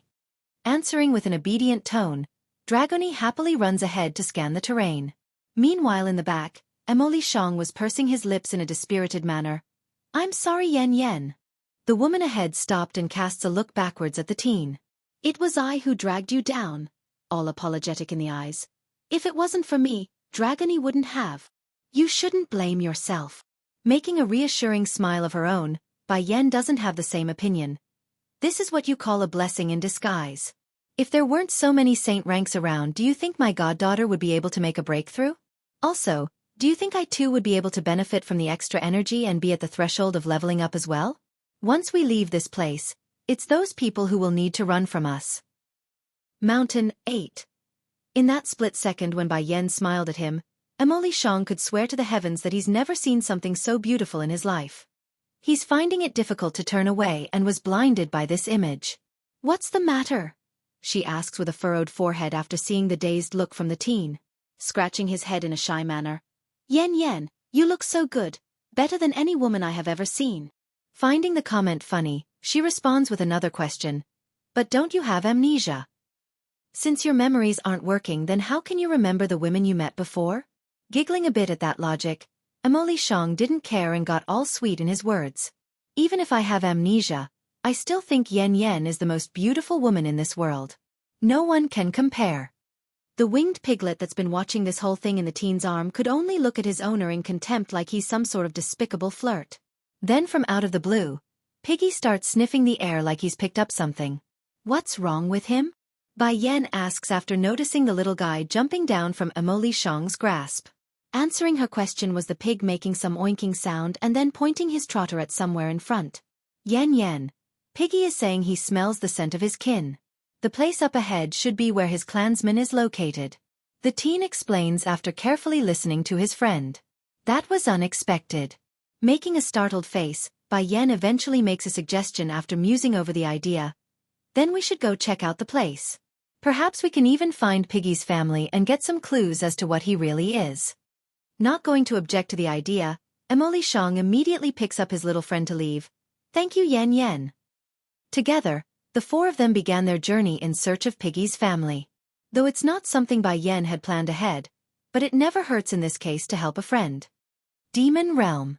Inside the majestic and mighty-looking halls of this grand palace, Song was currently eyeing his subjects with a bored expression while leaning that face against his own palm. Did you pass on the letter I made to that Hu Budwei? Fire Plume was the one in charge of that mission. So he had a duty to make the report despite there being others who went on his stead. Sire, I have personally tasked my most trusted subordinate to the task. They already handed the package to that person, so you can be at ease. If Her Highness does visit the border city, there won't be any danger. Note: Fire Plume is the firebird that went with Song into the human world the first time around. But did you give her facial portrait to Hu Budwei? Freezing in the face, a bead of sweat came trickling down Fire Plume's cheek. Portrait? Is he talking about the Queen's portrait? This, hurrying to clear the evidence of his unease from the face by wiping himself. Sire, the humans also have a mean to mask and change their appearance. Having a portrait doesn't mean much. In the case of Hu Budwei, he will surely be deceived considering his intelligence if someone's really out to trick him. Song's gloomy gaze now locks onto the birdman's body as if he's demanding an explanation of what he's implying. So, completely wet behind his back now, having the portrait of the jade token is enough. That item is infused with Sire's own personal signature. No one can impersonate that feature. Furthermore, every clan's chief should have a picture of the jade token by now, including Hu Budwei at the border city. This time nothing will go wrong. If I do make another mistake, then His Majesty definitely won't give me another chance that I can't afford. No longer diving for more, Song instead turns the topic to another matter. You can go down now. Also, go inform the various chiefs to come see me. Those inside the secret domain should be returning soon. Once they do, it will be our force's true collision with those bastards from the celestial realm. Wing Clan's Elder One. Yes, my king. Relieved at being let off the hook, Fire Plume was right about to walk out the doorway when Song's gloomy-sounding voice cuts him off mid-step. Hold it! Sire, is there anything else you wish of me? He meekly turns around and asks. I'm still not satisfied with my wife's safety. Go mobilize the demons living near that border and tell them to act as her bodyguard. As you wish, my king. Arching his fist, Fire Plume retreats with haste only to find himself nearly peeing his pants once outside.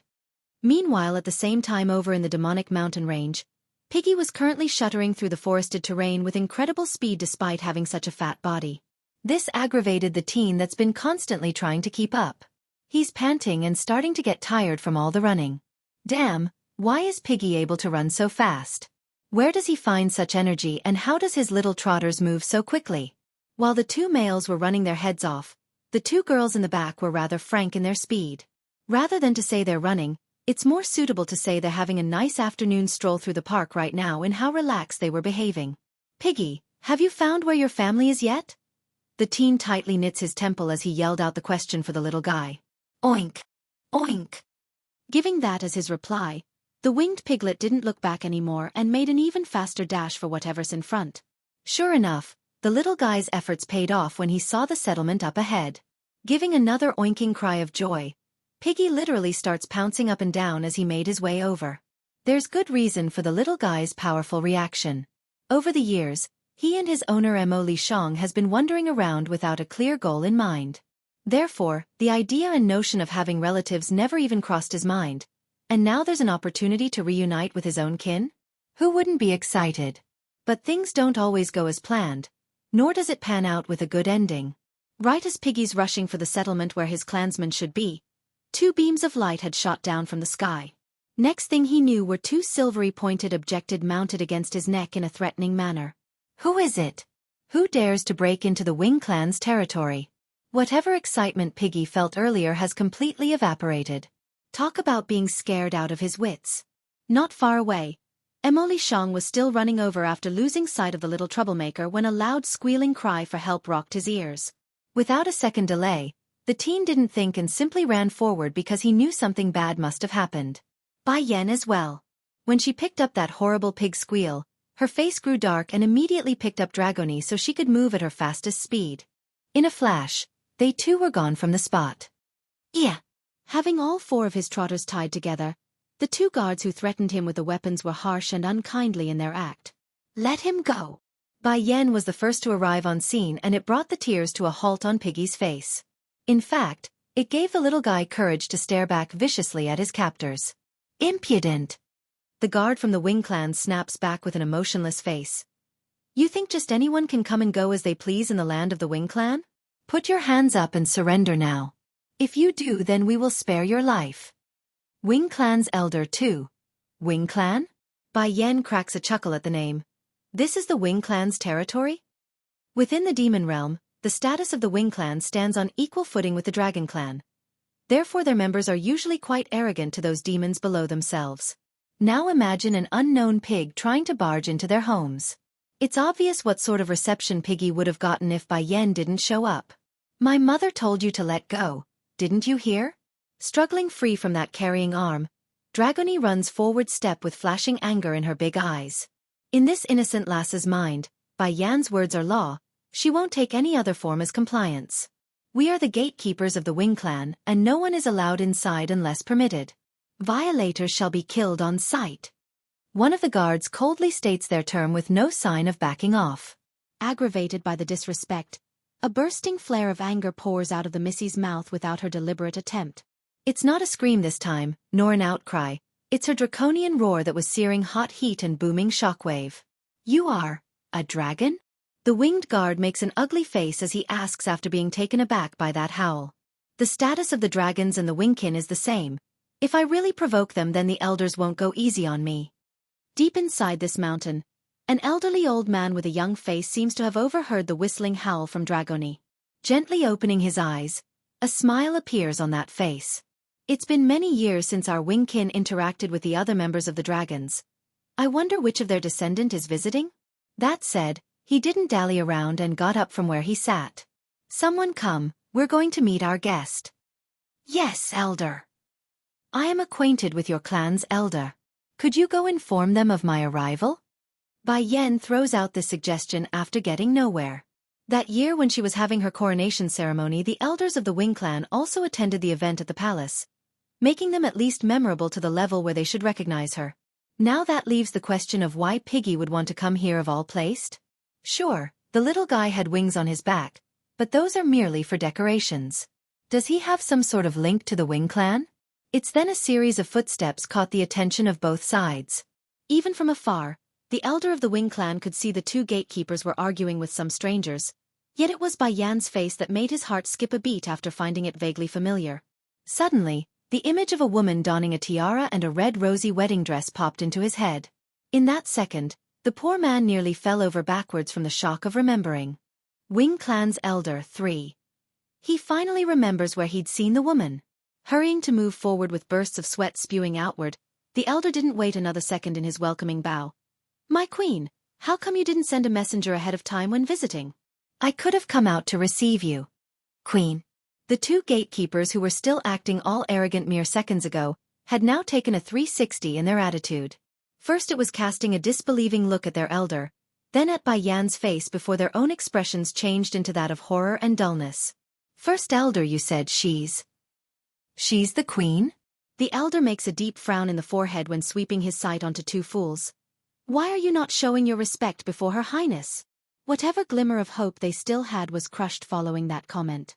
They're feeling cold right now, freezing even because they knew what's going to happen next. "What are you two dazing around for?" Seeing how there's no movement from those two, the first elder's brow got tighter and tighter. Suddenly getting on their knees, the gatekeepers began to bang their head against the cold hard ground. "Your Highness, it is us who are blind and foolish for not recognizing you. Please have mercy and spare us from death." Watching with a ridiculing smirk, Bai Yan really had to hand it to these two in how quickly their tunes changed. The guards of the Wing clan really got some attitude there, thinking they can do whatever they like and whenever they like. "Not only did you two hurt my people, you also have the audacity to demand I surrender myself? I'm really wondering where you got such nerve and authority." Her words were like bullets, hitting the ones in charge with lethal precision because the elder wasn't so calm looking anymore. In fact, he's shaking when he ran over to stomp the two idiots. "You two got some nerve of steel. How dare you act arrogant before Her Highness? I will report this to the king in its entirety. No matter what sort of punishment he installs on you, I won't say a word." This was it for the two guards. Crumbling in despair, they knew with the king's involvement their fates would be sealed.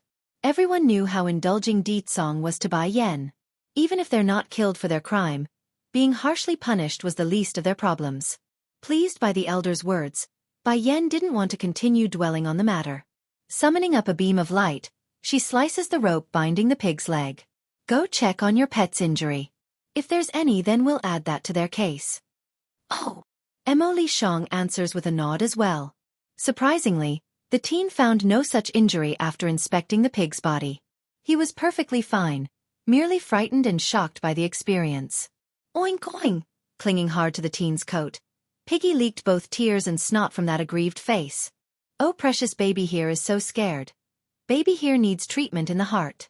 Understanding full well what the pig's trying to imply with that face, Mo Li Shang wanted to both smack him on the head as a lesson and scold him for running away.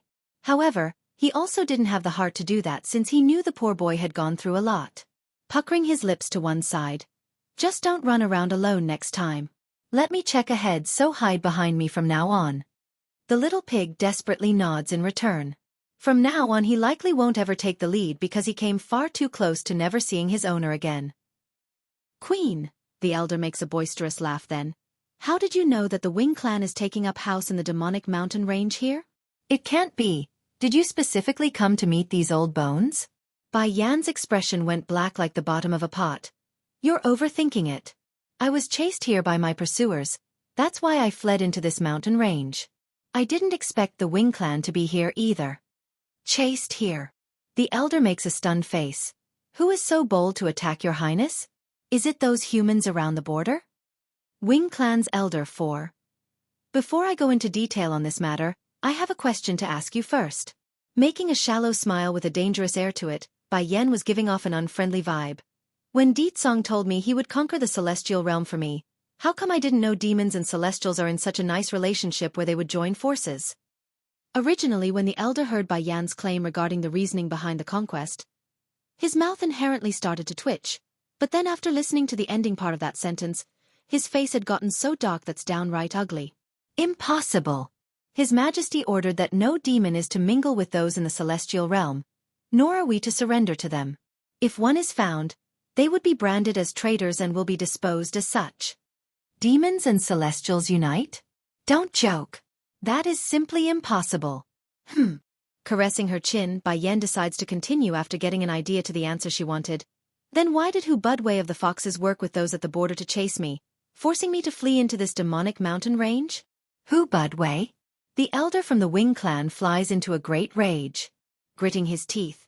That bastard dared to do such a thing? Damn that Hu Budwei. It was not easy for His Majesty to convince the Queen to return home after that misunderstanding. Now that fool wants to pull another one? Perhaps the image of Di Tsong's anguished face had come up again, but the elder didn't wait to defend his king on this situation. My queen, you mustn't misunderstand His Majesty. Hu Budwei has long been banished from the palace, so how can the demon community accommodate him?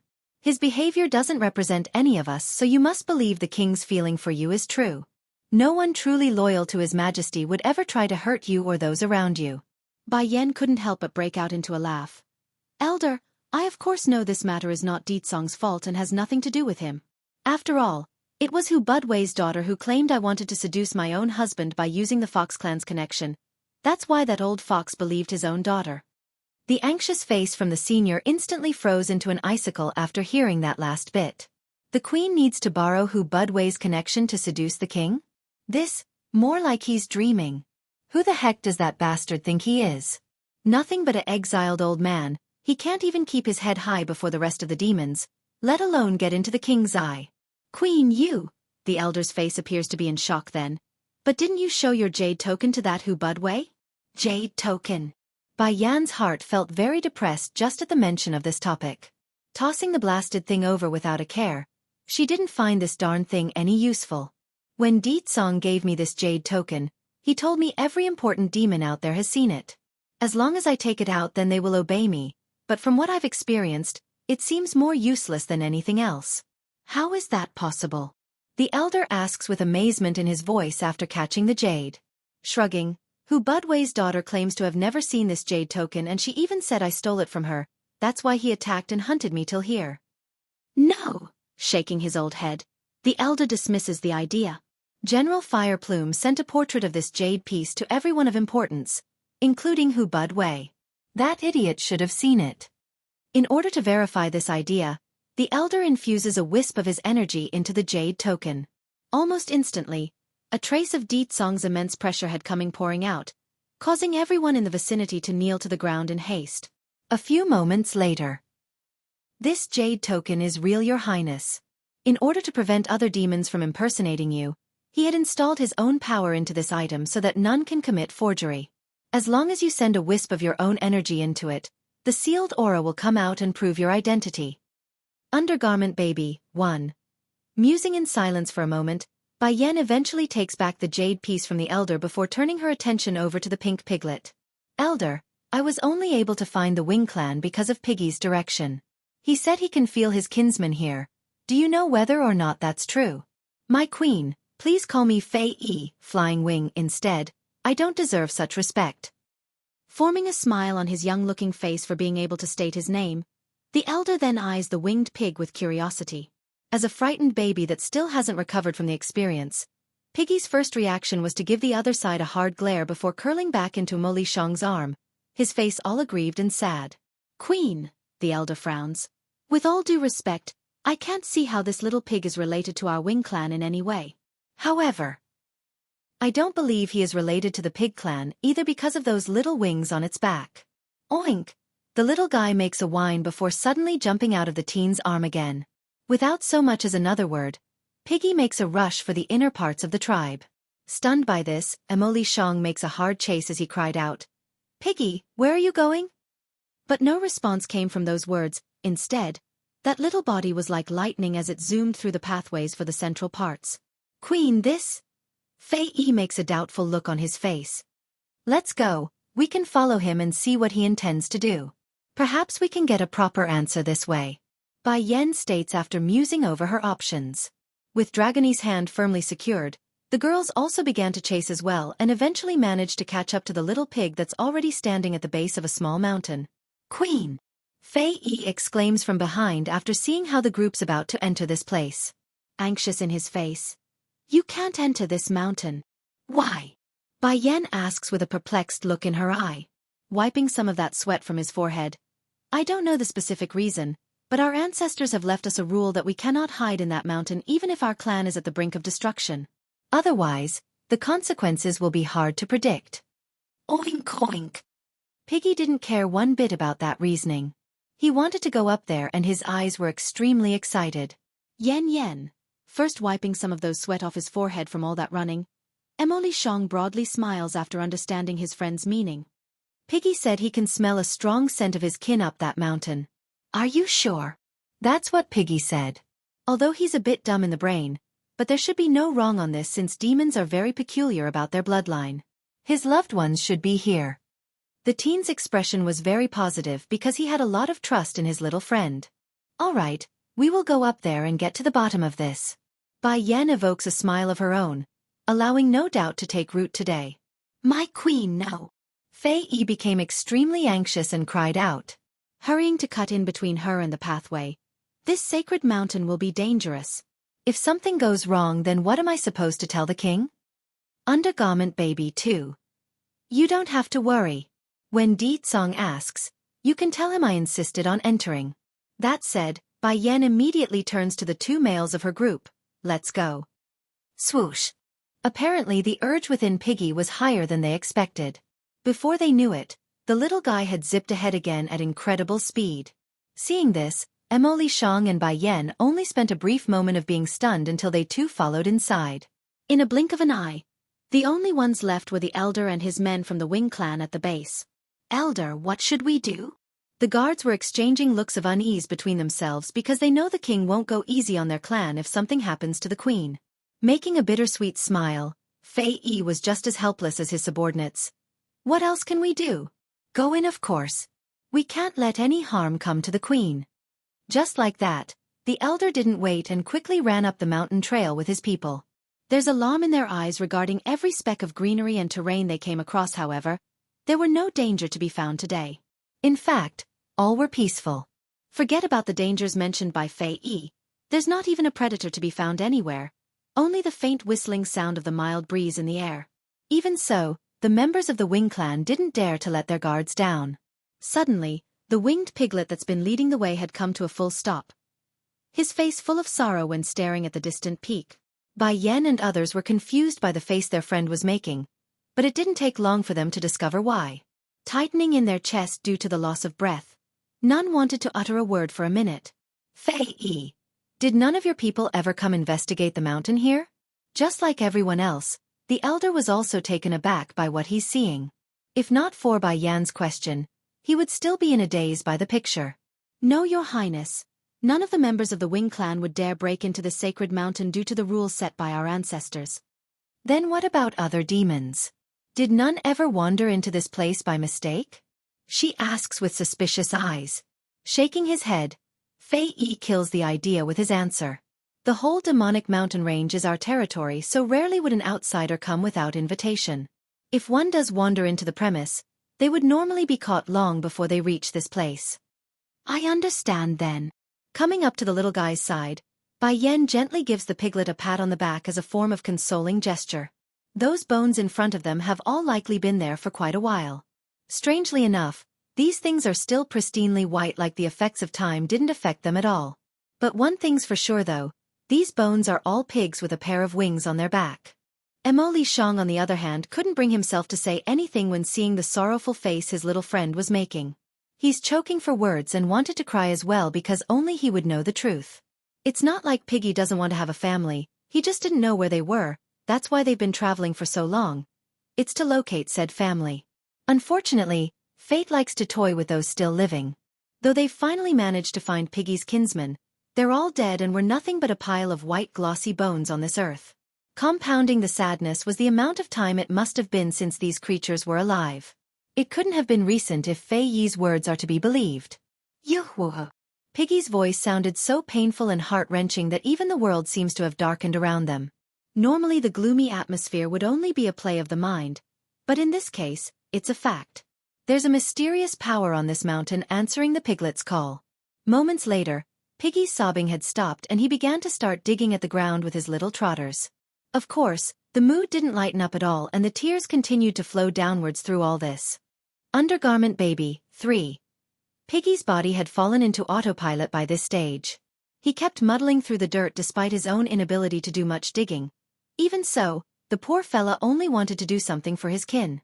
He may not know if some of these bones are his own parents, but they're at least his relatives. Eventually, after a long period of trotting and rough digging, a pit was made. Plop! Suddenly, while Piggy was moving the bones into the hole he dug, a beady little object had dropped out from one of the skeletons.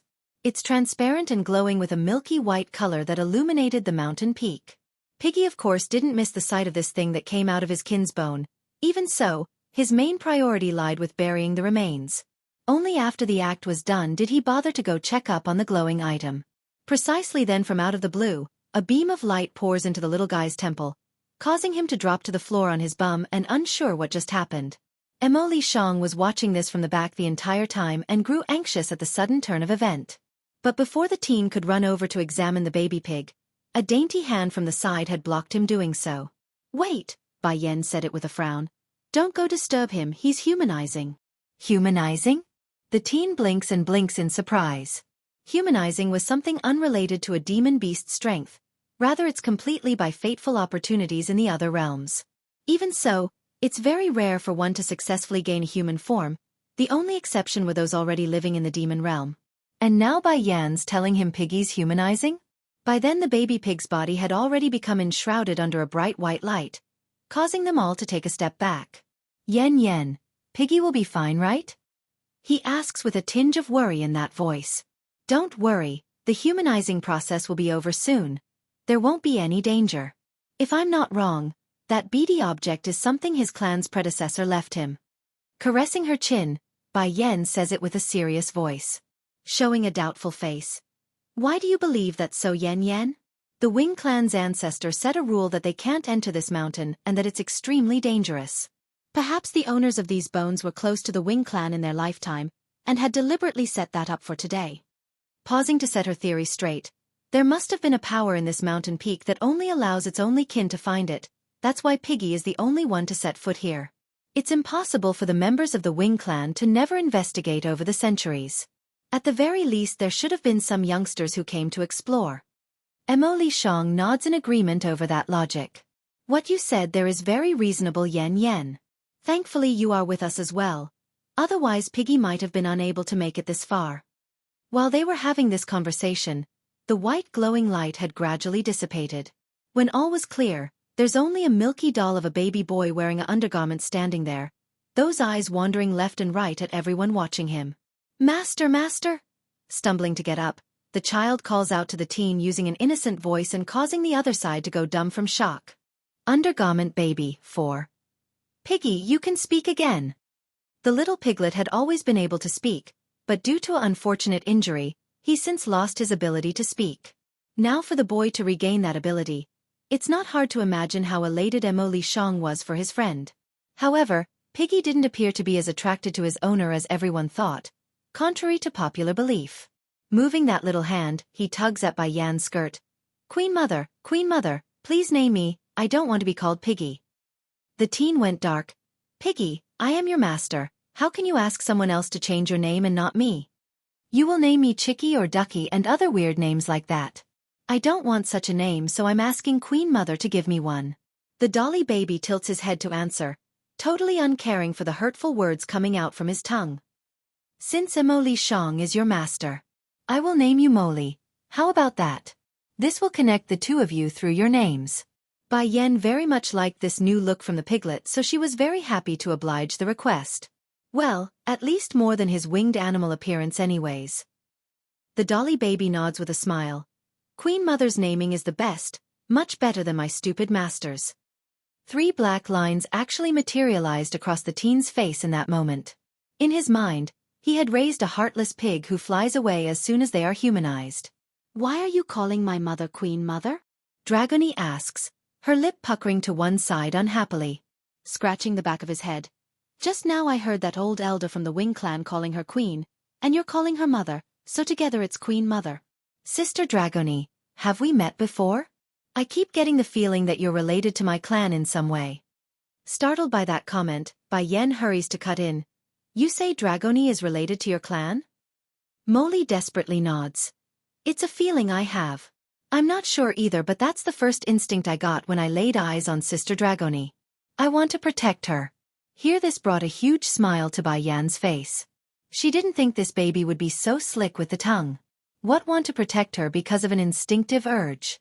More like he has the hots for her and did it to woo her. Emily Shang also saw through this point and directly knocked the dolly baby on the head with his knuckle. Quit trying to make excuses, Molly. If you like Dragoni, then just say it. No need lie. Am I? The baby scratches his own head like he's unsure regarding the matter. Love or no love, that's not the main importance to the baby right now. He only knows one thing for sure, and that was the voice inside of himself. It's telling him he needs to protect Dragoni no matter what and that it's their clan's mission. Shaking his head like a rocking drum, the dolly baby forces himself to stop dwelling on the issue and came up to the girl himself. Sister Dragoni, I will keep you safe from now on. You protect me? The Missy blinked several times before breaking out into a giggling laugh. That voice was crisp like a jiggling bell, refreshing and smoothing to the ear. Why do I get the feeling you will need protection from me and Mother instead? This teasing did not make Molly feel ashamed though. Instead he starts grinning as well. I will enhance my strength and I will definitely keep my promise. This finally defeated the Missy. Running back to her mother, Dragoni hides behind Bai Yan's legs and only popped her head out to make a face at him. Even so, anyone could see she's happy about the situation and didn't mind the flattery. Finding the business here was over with, Bai Yan decides to get back on track by turning to the elder. Fei Yi, I've delayed myself here long enough, so have your people lead us out. It's time I got back to my business. The Suicidal Fox Family, 1. Wait a minute. The dolly baby suddenly tugs at Bai Yan's sleeve. Queen Mother, I have something to give you. What? She asks with raised eyebrows. Scratching the back of his head. I don't know either, but the bead reacted when I touched it and told me there's something at this mountain peak I must take. Lead the way then. Bai Yan says after a moment of contemplating the idea. K. Letting go of his hand from her dress, the dolly baby toddled further up the mountain until he came before a cave. Immediately, he runs inside and came back with an old box in hand to offer to the woman. This is. Carefully opening the lid after receiving the gift, Bai Yan didn't know what to expect. However, the second she did so, a brilliant ray of light illuminated the sky from within and left her blinded to its content. Monster essences. They're all monster essences inside. In fact, they're even more pure than the one she got inside the holy domain, meaning she could directly break into the higher level of the saint rank in one go. Taking in a deep breath, she presses down the excitement coursing through her veins in order to inspect the second layer. Unlike the first though, the second compartment only had a flag in there. From initial inspection, she couldn't figure out what's so special about this item. Sure, it's threaded out of gold and had a flying pig painted on it, but aside from that to indicate it belongs to Molly's clan in the past, there's nothing exceptional from the surface. Queen, can you show me the flag in your hand? Fei Yi's eyes were glowing when he inquired for the item. Not minding it, she readily hands the flag over. Elder Fei Yi, can you tell what this thing is? She asks with a serious voice. This? Caressing the flag like it's some sort of amazing treasure, those old hands continued to shake from start to end. If my guesses are right, there's a powerful demon soul sealed within this tiny flag. However, my queen, I suggest you not summon the one in there unless you are at the celestial rank level. Such a powerful being will definitely cause damage to its user from the recoiling force of the summoning. Startled on the face, Bai Yan was taken aback by the news. A powerful demon soul? If it's sealed inside this flag, then it must be incredibly strong. Otherwise, why would Molly's ancestor go to such length in the past? I better not take any chances. Thank you for the reminder, Fei Yi. Putting away the flag now that she knows what's inside, she then scans the surrounding before speaking. Now I want to spend some time absorbing these monster essences. Elder Fei Yi, please have you people leave and set up a perimeter around the mountain. I do not wish to have anyone disturb me during this period. Please be assured, my queen, I will not let anyone near this sacred mountain. Good. Giving a nod as thanks, she then turns her gaze to the cave behind herself. This cave is not bad, so I stay in there until I'm completely done absorbing the monster essences. While Bai Yan finishes up her words of care for Dragoni, Emily Shang decides to finally chime in. Those eyes of his were bright and hopeful at this moment. Molly, what sort of gift are you going to give me? At first the dolly baby only just stood there like he's lost in thought, blinking those big innocent eyes, but then his dullness quickly turned to shame. I gave all the treasure to Queen Mother. I forgot about you. This truth made the teen twitch profusely in the cheek because he really wanted to ask who's his master here. Thankfully Mo Li Shang didn't really care all that much if he got a present or not. In his view, those treasures are more useful for Bai Yan, so he's happy to oblige the fact. It's just that the ungrateful behavior from his little friend has left him somewhat sad inside. The suicidal fox family too. Master, next time if I find treasure again, I will leave some useless ones that Queen Mother doesn't want for you. Don't get angry anymore, okay? The dolly baby tugs at the teen's sleeve, his face looking all pitiful and cute. If only Mo Li didn't say something like that. But now that he did, it only made Mo Li Shang even sadder.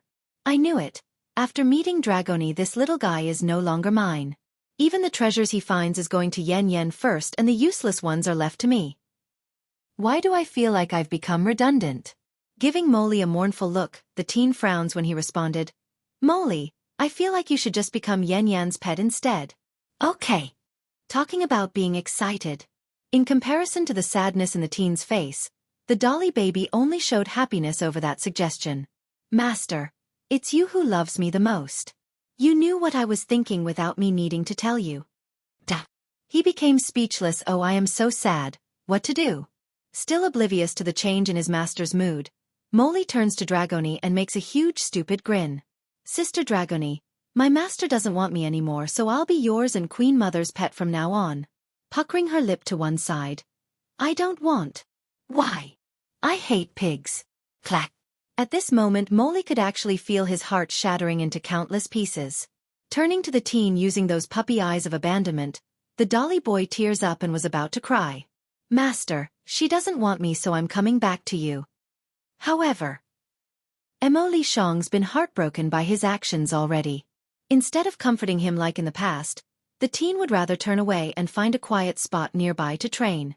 Time flows like the river water and another month quickly passes. Inside the Fox clan's manor, Mei was having a fine day by relaxing under the shade of this tree and away from the burning sun.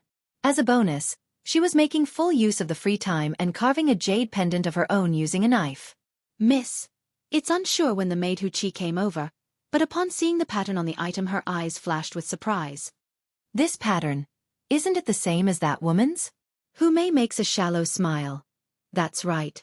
I saw how pretty it was that day and wanted to carve one for myself. It's almost finished, see? Tying it to her waist, the fox demoness slowly got up from her spot and made a charming smile. Xueqi, come, we'll go have a stroll outside. Yes, milady. Contrary to the peaceful calm scene in the fox's home, the other demons living around the border city were blowing up with news. The reason was no other. It's the letter sent by their king about Bai Yan's about to arrive at their location. Unfortunately, none were able to claim they saw the queen, thus causing an air of unease among them all. They know full well if something happens to Bai Yan, then Ditsong would never let them off. Somewhere not far away from the border city, the Eagle clan has taken up settlement here in this mountainous forest where not many knew how to reach due to its difficult terrain. And inside its main hall, a middle-aged man was waiting restlessly when an eagle guard came running through the door and taking to the knee. The suicidal fox family, 3. Eagle Chief, I've already sent everyone out to search and still can't find the mentioned human you mentioned about carrying that jade pendant. Can't? The chief of the Eagles taps his finger with timed motion against the tabletop. Did you look through the entire border city? Yes, Eagle Chief. We've secretly investigated every human living there and found no traces of the queen. May I suggest making a posting at a public location to let Her Highness know about us if she comes? Regarding the settlement locations of all the demon races living here, only the Fox clan would openly settle within the city itself. The rest are very well hidden like theirs, so it's not out of the question for Bai Yan to not know where they are. No, Yu Xiang, Eagle Chief, shakes his head after musing over the option. If those people from the celestial realm finds out her identity, it's not out of the question that they would try to abduct her and use Her Highness as leverage against the king. We must find her in secrecy. Slowly loosening up his brow. Let's do this then. I will go with you all to the border city. As long as Her Highness is there, then we will eventually find her. As the Eagle Chief slowly got up from his seat, a set of determined eyes flashed with life from that face because he has no intention of failing in this mission. Truth was, the struggles between the various racial demon groups in this area were extremely strong. Meaning each faction wants to make a good impression in front of Ditsong and get on his good side. Yes, Eagle Chief. The guard cups his hand and respectfully complied. Let's go then. Brushing his sleeve, Xiang didn't delay the matter and shot out of the hall like a lightning bolt. Following closely behind him were the guards and his most trusted confidants. Border City. The streets were lively and bristling with life here today. Just that due to the constant battles between both human and demon, the structures here were very povish in appearance thanks to the lack of repair. Huh. Xiang, who's been eyeing left and right until now, had suddenly stopped moving. His gaze heavily locked onto the beautiful female up ahead. But unlike the lecherous perverts roaming the streets in a red light district, his attention was more focused on the jade pendant hanging off of the waist. There's a picture of a silvery fox just like in his memories. Chief, this is the Queen's jade pendant. The guard next to him became excited and asked with a hushed voice. No, as far as I know the Queen is a human, and the girl is a fox over there. Why do the foxes carry the Queen's identity ornament? Do you need me to go invite her over? The guard eagerly offers the suggestion. No need, I'll go in person. Xiang's eyes began to narrow in. These foxes are related to the Queen? But why didn't the king mention about others having the item as well? I must figure out the reasoning behind all this. At this moment Hu Mei was just in the middle of buying some makeup powder along the stall when the path in front became blocked by a middle-aged man. Do you need something? She asks with her beautiful brow furrowed into a knot. Miss Hu Mei, it's been a long time. Xiang cracks a smile that he deemed friendly enough to break the ice. Is your father doing well? Startled at first, it didn't take long for this fox lady to recall where she's seen this man. Retracting some of the arrogant pride on that face, she also smiles in greeting. The suicidal fox family for? So it's the Eagle Clan's chief. Forgive my clumsiness in not recognizing you. Are you here for my father? No. I merely wanted to ask about the jade pendant hanging around your waist. May I know where you got it? Xiang continues to smile widely in the face, which indirectly alarmed the fox lady and turning her eyes into that of vigilance. This is my pendant. Oh, can it be? You don't know the meaning of a silver fox for us demons? Flicking his smile in that of a smirk now, it's difficult to read what this eagle chief really wanted from the other side. Silver means nobility, a fox means royalty, and together it can only mean the royal family. Aside from the king, princess and prince respectively, I don't know anyone else who also holds a jade pendant with that insignia. Don't get me wrong. I'm only curious and find it a bit strange. Hu Mei was now on the defensive. If she had known this little ornament would cause her this sort of trouble, then she would never bring it along. Uncle Yu, who says this jade pendant is not mine just because it has a silver fox as its insignia? Where have you ever heard one is not allowed to wear such an item? I am loyal to the king. That's why I carved this pendant using his image. It's not surprising that you would mistake it as so. Is it now? That's a pity. Xiang suddenly makes a disappointed face. Not long ago His Majesty encountered danger outside and happened to be rescued by a passing woman. Due to his injured state and fuzzy mindset, the king couldn't remember the lady's face and only knew he gave her his jade pendant as thanks. And here I thought you were His Majesty's benefactor. Looking at how the eagle man could lie through his teeth without so much as blinking an eye, those guards following from behind were completely gobsmacked by the amazing acting skill. However, this did have the perfect effect of hooking this fox onto the bait. There's light beaming out of those foxy eyes and her hand were clenching hard onto the pendant. After a brief moment of musing, Hu Mei began to make her move by acting uncomfortably. Dear niece, no need to be shy in front of your uncle here. Go ahead and speak your mind, after all, me and your father are old acquaintances. Xiang's expression appeared very kind as if he's really taken Hu Mei as his niece. Uncle Yu, I don't want to hide it from you. The truth is that day. Her eyes flickered with a tangled light. That day the one who saved the king is indeed me. I don't want to take advantage of the event, but since uncle is taking me as a niece then I can only speak the truth. My only request is that you don't tell the king. Easing up her mood, Hu Mei's eyes were all looks of weakness like a helpless maiden. After all, my sister made such a huge mistake back then, it's only right that he does as he wished to my family. Don't worry my niece, I won't tell His Majesty. With a broad smile, the Eagle Chief actually went ahead to pat the lady's shoulder several times to emphasize his point. Wait, what? I'm only saying it, you can't be serious about not telling the king. Hu Mei grew flustered inside and nearly blurted out her true thoughts. There's no way this fox demoness would hold back when such a great opportunity comes across her path. It's the perfect excuse to climb into Di Tsong's bed. The Suicidal Fox Family, 5. Niece, might I have a look at your pendant? Hu Mei didn't reject the request and readily handed the item over. Unfortunately, this was a huge mistake on her part. The moment Yu Xiong got his hands on the pendant, he immediately sent his energy into the jade to verify its authenticity. This jade pendant. It's fake. Niece, forgive my rush, but I still have business to attend to. Here's your pendant back. Giving the little ornament back to the fox lady, the eagle chief didn't waste another second and turned away after getting no reaction from said item. Watching from behind with narrowed eyes, Hu Mei's mouth inexplicably turned into a snarling sneer after the group was out of sight. I didn't think that woman would be so lucky to be able to save the king by mishap. Too bad for her though, she didn't know who His Majesty was, otherwise she would have already attached herself to him. Miss, are we going to be exposed for impersonating that woman? After all, she also has a pendant in hand. Expose. Hu Mei cackles a laugh at the notion. Did you not see her enter the demonic mountain range? The Wing clan hates humanity to the core. There's no way they would allow a wandering woman free after they get their hands on her. What's more, by the time she does make it back out alive, I would have already become the king's consort. Removing an obstacle before they show themselves will be easy once I get that post. But milady, what if the Eagle Chief doesn't report this to the king? The maid called Hu Qi cautiously reminds her about this possibility. Stupid. The members of the Eagle clan are opportunists. There's way that Yu Xiong would give up this great chance to look good in front of the king. He will want the credit of finding the king's benefactor. That's something you don't have to fret.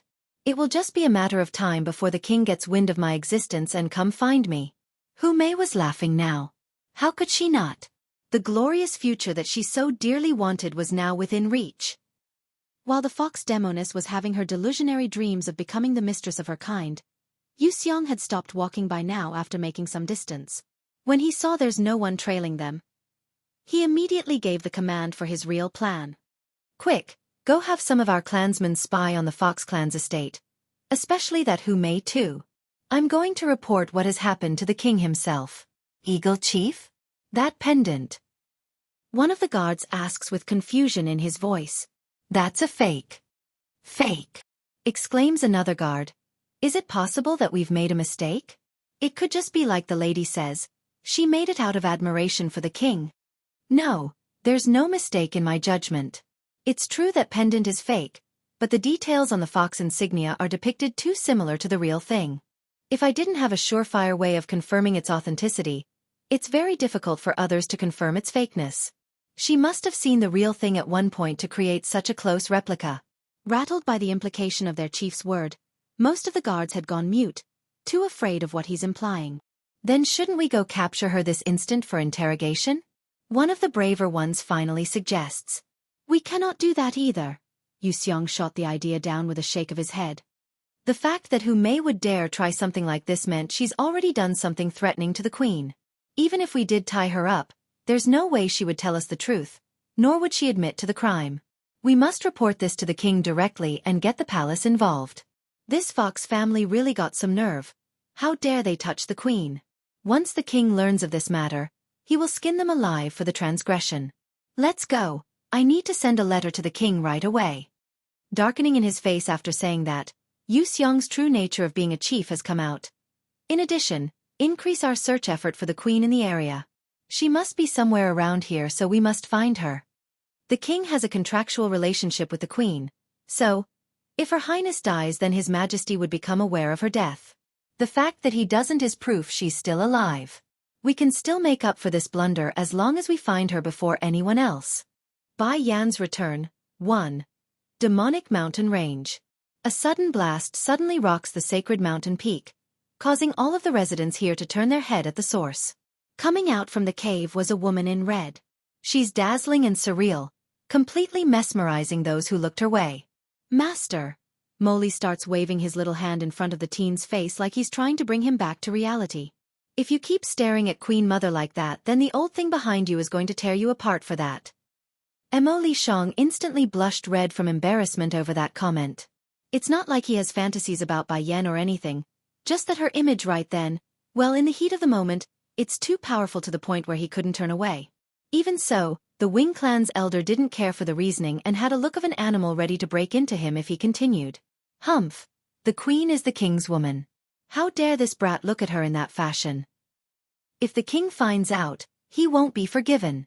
Yen, did you break into the higher level of the saint rank? The teen asks with a shy face. Bai Yan faintly nods to confirm the idea. I am now only a step from the celestial rank. It's starting to get late already. It's time we went back to the border city. The debts must be repaid. At the thought, a ray of dangerous light exudes out of Bai Yan's eyes, showing how much of a grudge she has for this incident. It couldn't be helped. Ever since she came to this world from her past life, being hunted by humans were not something uncommon. However, there were never a case where she was hunted by the demon race due to her son's existence. The only exception was this fox family in the border city. Queen, Fei Yi throws a hearty laugh as he came over. Do you need our assistance?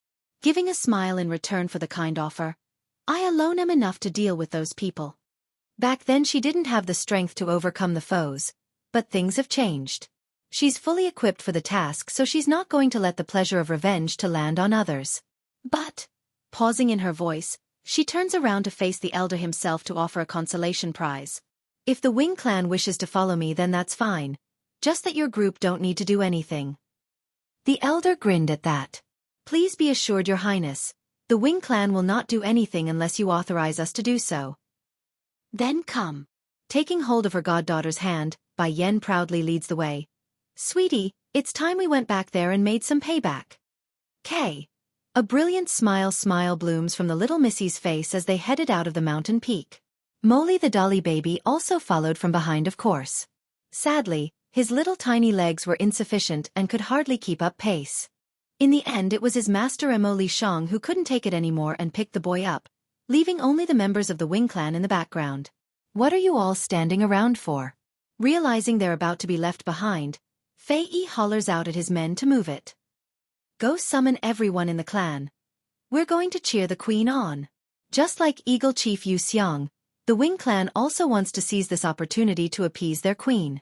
If done properly, their status in the court might even surge past the dragons and become second only to the royal family. Border City. Inside the tavern, chattery and loud gossiping voices were plenty here today. But there was one particular voice which stands out among the crowd. It was a middle-aged man with a huge blade next to him. And he's none other than the human Wu Xiong who drove Bai Yan out of the city that day. Wu Xiong, I heard you and Hu Budwei teamed up to kill a woman for the first time? The youth next to him bellows out a laugh. That's quite the story. Mind letting us here know what she did? Bai Yan's return too. Wu Xiong grins with an air of contempt at the added attention. That woman being kind to the demons is her betrayal to us in the celestial realm. Towards traitors, there's no need to be polite. As for Hu Budwei, that old fox, I heard that woman stole a jade pendant from his beloved daughter. Various looks began to exchange between the occupants. Although these people are very disgusted with those demons that's been suppressing them all these months, this includes the Fox family living here, but they would never try something like going to rob that place. The main reason was no other. It's because there's a high-level saint rank in that manor where the foxes live. Only a fool would go poking a hornet's nest. Oh yes, Wu Xiong. Did that Hu Budwei attack you afterwards? He's such a vicious fox. It's hard to believe he would just collaborate with us and then walk away without trying anything. Another man asks inside the tavern, his voice showing doubt about the event. It's not like this person was the wary type and always cast doubt upon others, but the demons and humans are in constant conflict here, so it's not uncommon to find backstabbing corroborations here and there. Wu Xiong waves the terrible thought away because he knew how lucky he got that day. Truth be told, under normal circumstances he would turn tail whenever he encounters that old fox on the street. Yet for some reason, he found the courage to bring up the persuasive argument that day and won the gamble. One could say it's pure fluke on his end, that's all it was. Ha ha, the huge man guffaws a laugh. Do you know the reason why that Hu Budwei came to the border city? As it so happens, I know the specifics. He came because he wanted to conquer this city and offer it as a prize to their demon king as a sign of loyalty. But now he doesn't need it anymore. Sighing like he's lamenting about something, news came yesterday. That old fox's daughter, Hu Mei, She's going to be taken in as a consort of the palace harem. A visible uproar instantly breaks out among the tavern patron, including those who weren't part of the conversation. Their aversion to demons were true, but fearing the strong as a cultivator was also part of their instinct. After all, it's rumored that Deet Song has already stepped into the higher level of the celestial rank for a long time. Who here could make a stand against someone like that? Is your information reliable, Wuxia? Asked the young man who first brought the topic fray. When did my news ever been wrong? This matter is something I overheard on the streets when Hu Mei was chatting with that eagle chief. That old bird told her she's the savior of their king. That's why she will soon become a consort and be taken into the palace. Taking a heavy swing at the bottle of spirit in hand, the big bulky guy didn't have a care for what he's saying. Although I also hate the demons, but I have to admit they are a race that holds true when it comes to a debt. All of the patrons inside the tavern were now very quiet, mostly contemplating on their treatment of that fox family. If those in the celestial realm didn't abandon us, we wouldn't even have to be so passive. It's only a single group of demons. The young man sighs in frustration at their own situation. Originally the big guy still wanted to say a few more bragging comments to bolster his story, but the sudden bang of the main door being kicked over was undeniably loud. At first they couldn't make out who the audacious person was due to the powerful light from the outside, but that soon changed once they got a faint glimmer of the reddish figure and the tiny lass to the side. Bai Yan's return 3. It's you. Wu Xiong points his finger in utter disbelief and shrieks out this sentence. Pounding inside. How can you be alive? Those damn monsters in the mountain didn't tear you apart? Bai Yan didn't get angry at that outburst, instead she only makes a derisive smile. How can I die when you are not dead yet? Wu Xiong. Have you ever thought that this day would come after you chased me into the mountains? The man's complexion had turned a shade whiter. Clenching his trembling fist. Bluffing me is useless. If I can force you into the mountain range that day, then I can do it again. Even if this girl is abnormally talented, what can she achieve in a measly short month? At most one tier higher, the middle level? Not like our side doesn't have high-level saint ranks, so she's still a dead woman. Wu Xiong. Is this the lassie whom you chased away that day? A middle-aged man with a perverted grin cuts in, his laugh annoying and irritating to the ear. You really don't know how to treat a lady properly, you know. Such a dainty and pretty thing. How can you bear to force this beautiful flower into danger? All flirting in his demeanor now. Lady, if you are willing to be my woman from now, then I can promise you your life today. Afterwards, endless riches will be in your reach. This was equivalent to courting death to say something so disgusting before Bai Yan. However, before the woman herself could take a strike, Dragony to the side had already jumped at the opportunity due to those words. She's fast. So fast that everyone couldn't even react. Opening her mouth just like she did during that fight a while back, she directly gobbles up the pervert without a second thought before turning back to face the one whom she calls mother. Mother, this guy has too many filths inside his body. My tummy feels very bad. Bai Yan's face went black at the sight. Sweetie, how many times have I taught you not to eat random things? You don't know what they ate growing up. Take this man for example. He's so dirty inside that your tummy is hurting again. The little missy hangs her head. I know I'm wrong now. From now on I will only kill people and not eat them. The strength of these people is too low anyways. I won't eat random people again. Watching this from the rear, the dolly baby Molly didn't think so. His big black eyes are shining with light over the girl's behavior. Master, I think Sister Dragony's eating image is very beautiful. Just like her friend, the teen Mo Li Shang was also making a black face. Are you sure it's beautiful and not scary? But then again, it's very like this little rascal will think anything that girl does will be beautiful. Yen. Others say that daughters are not reliable once they grow up. I say pigs are even more unreliable. Dragony is such a nice bok choy catch, yet she's being eyed by a pig. Molly protested right away after hearing his master's word. I am not a pig, not a pig. I only look like a pig, I am not a pig. No.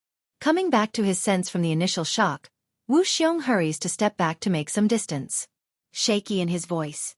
Your dragon's strength increased? That guy is a middle-level saint rank.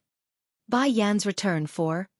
The reason why he dared to be so arrogant just now was entirely because he thought he knew their strength, but clearly he's wrong in how easily Dragony gobbled up that guy. If she's not at least a high-level saint rank, then how can she overcome that guy so easily? I'll repeat myself. On that day, have you ever thought about the consequences? Bai Yan encroaches in on the big bulky man, her lips curving into a smirk. Each step she took was equivalent to a drum hammering at his poor heart. Wu Xiong's had fallen into a panic by now, and when he backed up he didn't even realize there are things behind himself, causing a series of crashes and wine to spill over from the table. Run! After a quick exchange between the patrons, everyone in here promptly began to flee for the outside upon realizing the spiraling situation. Surprisingly, while these cowards made a run for the door, Bai Yan remains unresponsive and never shot glance to her back. Towards this picture, Wu Xiong knew this was his only chance as well. Unfortunately him though, right as he's about to run forward as well. One step, that's all. That's when the crowd came running right back inside after they ran out. This was a huge red flag for Wu Xiong, so his feet petrified on the spot as he stared into the woman's horrific gaze. What happened? He grabs at the nosy youth's collar who first started the rowdy discussion earlier in here, showing a despairing face. A lot of monsters. There's a lot of demon monsters outside the entrance. Monsters? What are you afraid of? Is it the Fox family? Is it the Fox clan after they got wind of this woman's return and purposely came to ambush her? No. It's not the Foxes. What? Wu Xiong was stunned. If it's not he Foxes, then who can it be? Wing clan. It's those monsters from the Wing clan. There are a lot of them. They've surrounding the whole tavern. The youngster breaks into tears, crying out as he burst forth his words. He never participated in that chase, so technically this has nothing to do with him. If anything, he's regretting the part about visiting the tavern today at all just for a single drink. Damn it, why did I step out of my home today? Now my life is in the hands of these monsters. Acting like she's not seeing the grim white faces of everyone around herself, Bai Yan continues to stroll towards the big guy with an increasingly intimidating air. Looking at that cold frosty smile, Wu Xiong instinctively made a gulp. And then without anyone expecting it, plop, he actually got on his knees and begged. Oh great merciful, I won't ever have the gulls to make trouble for you again. Out of consideration for my blindness, please spare me and not have that dragon eat me. Wu Xiong's not blind, nor was he dumb by any stretch of the word despite his gruffy appearance. Anyone who could make it to the middle level of the saint rank are genius among geniuses. That's why he could discern the little missy's strength was far superior to his own just based on the fact that she could eat the first man. Ignoring the sad image laid before her eyes, Bai Yan instead spoke to the youth nearby. You go to the Fox's manor. Go tell them I'm back. Huh.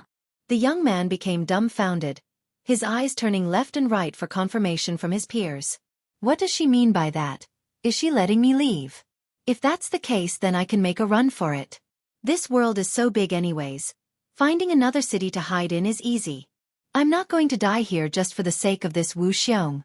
Don't think about running away. Bai Yan read through the youth's thought and chuckled at his obvious face. I'll have the Wing clan follow you with their people, so don't try anything funny if you value your life. Crying again. Yes, I will go to inform the Fox family without fail. A demon slave 1.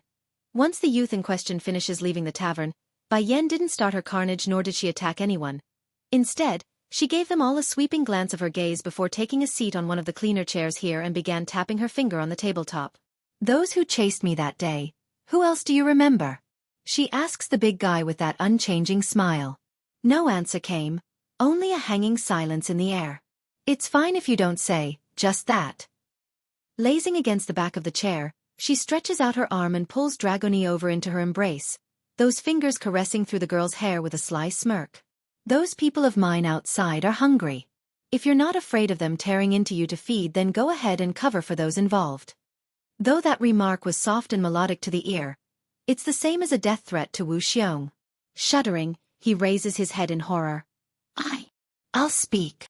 Without ado, the big guy spilled the beans on everyone he knew that was part of the chase. Thankfully his memories are good, so the names came easy. It's not like he doesn't want to resist. After all, this was the same as selling out everyone in the city, meaning a target was now firmly planted on his back from now on. Half an hour, find everyone on the list and bring them here. Don't think about escaping. Even if you run to the ends of the world, I will have ways to find and turn you to ash. Wu Xiong's heart shuddered at those words, his face white and full of despair. Great merciful, what if they won't come with me, what then?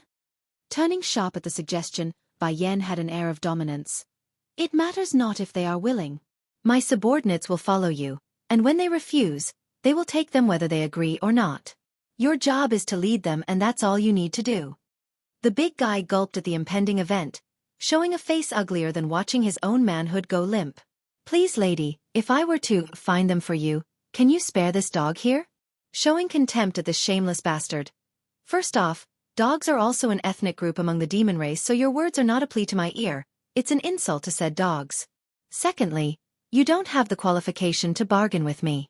Don't forget, this whole thing was caused by you.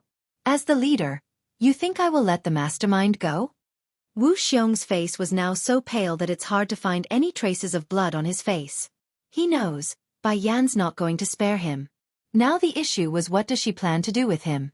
But, suddenly adding this in, Bai Yan's lip curved into a smirk and raised a hopeful light in the man's eye. If you can't even manage to do what I've given you, then dying will be the least of your worry. In that instant, that flare of light had died down again. Even so, Wu Xiong's not going to give up just yet. He's made it so far in life, he won't allow himself to perish so easily. Lady, I will go right away. Maybe she will at least let me live if I perform well. In a flash, the man's big hulky figure was gone and out of sight, disappearing from the eyes of the patrons left in this tavern. Lady, everything was orchestrated by Wu Xiong. We here did nothing, so can we leave? One of the braver patrons decides to ask after losing their nerve and patience. A demon slave, too. Do you really expect me to believe your hands are clean and abstain of blood? After the demon realm seal was lifted, the amount of battles between human and demons are endless here in the border. The heart of these patrons quivered, unsure of what Bai Yan was implying by that. The demons are filthy, dirty monsters. What's wrong with us killing said monsters? What's more, most of those demons would commit suicide as soon as they are captured. Even if our hands are stained with blood, what does their death have to do with us? Despite their inner protest, none of them dared to say it aloud, only hanging their head low and avoiding eye contact. Fully aware of the discontent of everyone, Bai Yan slowly gets up from the chair and stood before them all, her face cold and daring. Unfortunately, I am a woman that doesn't like others touching my things. All the demons in this world are my subordinate. Since Ditsong is busy preparing for war with those in the celestial realm and can't pay attention to these minor details along the border, I naturally have to the duty to handle these things for him. Stunned looks were aplenty among them all, their eyes full of shock when staring at Bai Yan's figure. Why is that name so familiar? And what did she say? Going to war with the celestial realm? Quit joking. What sort of place is the celestial realm? Nothing but a measly group of monsters. How can they even dare to fight those divinities up there? Then, lady, what do we have to do to make you let us go? A man in a linen-colored robe asks with a stuttering voice. For this individual, he doesn't care what happens between the two realms. He only wants to know if his life could be saved today. It's not impossible to let you live. Whatever you owe the demon race will be repaid using your own life as slaves. For generations and forever, you and your descendants will never escape that debt. A debt must be repaid, and a blood debt must be repaid with blood or life. In Bai Yan's view, the entirety of the demon race are her subordinates. If they commit a wrong, then it's her right and duty to punish them, but others are not permitted to touch them unless she allows it. What's more, it's undeniable that she holds partial responsibility for the perished demons here at the border. They died while fighting for the sake of the demon realm, and it's her careless remark to Ditsong who started the whole war. Oh lady, you might as well just kill me then. The linen-robed man made a crying face. Be slaves to the demon race, and my descendants as well? She might as well just outright kill me. That way I will be happier. Crossing her arms around the chest, Bai Yan arches a brow. Dragony, is the man you swallowed still alive in your belly? Ugh, hi. Blinking her eyes in confusion over the sudden inquiry, Dragony answers honestly without any forethought on how terrifying her words were. Yes mother, he is still alive. Without anyone helping me, I have only digested his leg. Can you spit him out? Bai Yan asks. She's an obedient and good child. Using action to show this, the little missy's mouth slowly grew larger and larger until it's big enough to cover her whole body. Then with saliva and blood, the perverted man from before was spat out in one single throw up. In this second, not a single thing dared to move. It's so quiet that even a needle dropping on the ground could be heard. The reasoning? It's because the perverted man from before was now laid before their eyes, and just like the little missy said, only the leg was digested and those sparkling white bones were free for all to see. As for the distorted face of pain and agony from the man, nobody wanted to look at it because the corrosive green liquid had eaten through the outer skin, so only the flesh and veins were showing now. This man, is he actually alive? A demon's slave, 3. Unable to bear it anymore, the patrons all turned their heads away, not willing to spare another glance at the partially digested man. However, the faint melodic voice of their worst nightmare wasn't going to let them do that. When Bai Yen spoke again, almost everyone jolted in some way over her voice. Dragoni, this man is too filthy with all those polluted elements in his body. Now is good. There's so many people here in this tavern for you to enjoy. This time that linen-robed man who wanted to plead for his life was now openly sobbing in tears. Lady, I'm only joking. A slave? Those from the celestial realm aren't taking us as people anyways. Being a slave is no different. Please don't let her eat me. What's there to fear in death? Nothing, only a split moment of pain before it's over. But going in this fashion, being slowly digested and corroded alive? That's too much to take. This person just couldn't accept such a fate.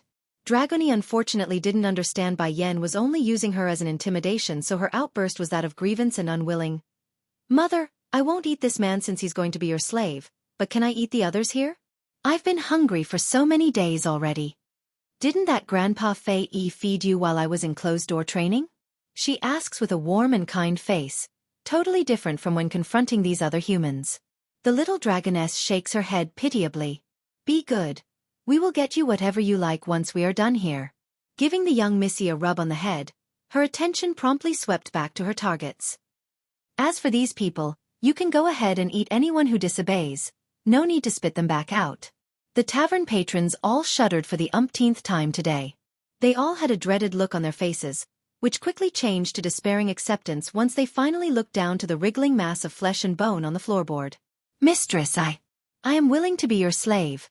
Please spare me. Ooh, I don't want to be this little girl's food. I'm very good. Please don't let her eat me. Whatever resistance they had was now gone, their willpower shattered from the repeated blows of shock and great scare. This method of death, it's too cruel, too cruel. No, Bai Yen faintly chuckles at their misconception. Your mistress and master aren't going to be me, it's the demons as a whole. You lot are going to serve them all for the rest of your lives. This world has always followed the natural order of strong eating the weak. Back then demons are inferior to humanity, so they could only be hunted for their skin, core, and flesh in exchange for material wealth. Well, now things have changed and it's time she got things in order to balance the unequal exchange. Mother! The little missy timely tugs at her sleeve, those eyes bright and worried. Don't be sad, mother. I will help you protect the demons of this world. Moved by how filial her goddaughter was, Bai Yen couldn't help but give the girl's cheek a pinch to show how much she adores this appearance from Dragoni. A demon's slave for... Okay.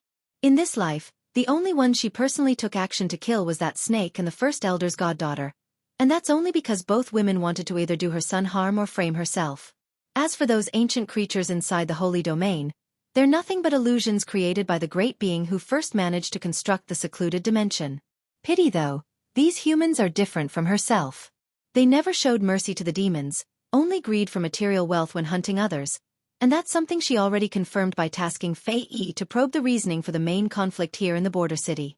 Dragoni, I remember there is another kind of contract between humans and demons, that is the anti-contract, correct? It's true human beings are able to contract various demons through a forceful ritual, but it also means it could work vice versa. The only real prerequisite was to have the demon be stronger than said human during the process, hence the common practice of the one commanding the ritual to always be stronger. Curling those little brows, Dragoni muses for a moment before answering. I've just searched through my memories. I think there is such a contract, mother. Good then, Bai Yen pleasantly smiles. Go ahead and use the anti-contract on these people. I want them to be the demon's servant for the rest of their lives. The people in the pub were appalled by the demand. They originally thought their enslavement only meant servitude like a lord to a subordinate, not something drastic like becoming a demon's familiar. Yen, Contracts are divided into 3 types: equality, servitude, and slavery. Mo Lishang decides to join in to offer his insight. Equality is of course when both sides enter into a mutual contract on fair terms. Such a binding will do nothing but deeply bound both parties together through this method. As for the servant type, it's the more commonly used one when someone wants to make another bound to them. However, once the master's soul is destroyed, the servant in question will also die. Bai Yan didn't question the authenticity of that knowledge. She and Di Tsong are also in a contract, the equality type, while Tsing Yi and Little Rice are in the secondary kind of servitude. As for the last slave type, it's the harshest of them all. Whatever the master says, the slave must obey the order to the teeth. If defied, the pain they would experience is worse than death itself, or so that's what they say. Mo Lishang then casts his examining gaze across these people, that face showing no pity. I believe the slave type is perfect for this bunch after all. They've killed so many already, so it's only right they pay for their crimes. Back when he didn't have Piggy, Molly, by his side, the teen himself never felt much from seeing the death of demons, but that's changed through the relationship he shared with the little rascal. He wants equal treatment for his friend. Whether it be demons or humans, everything must be fair. Finding there are no reaction from the bunch yet, Bai Yan decides to give them a shove. Now, make your choice. Become Dragonese slave or...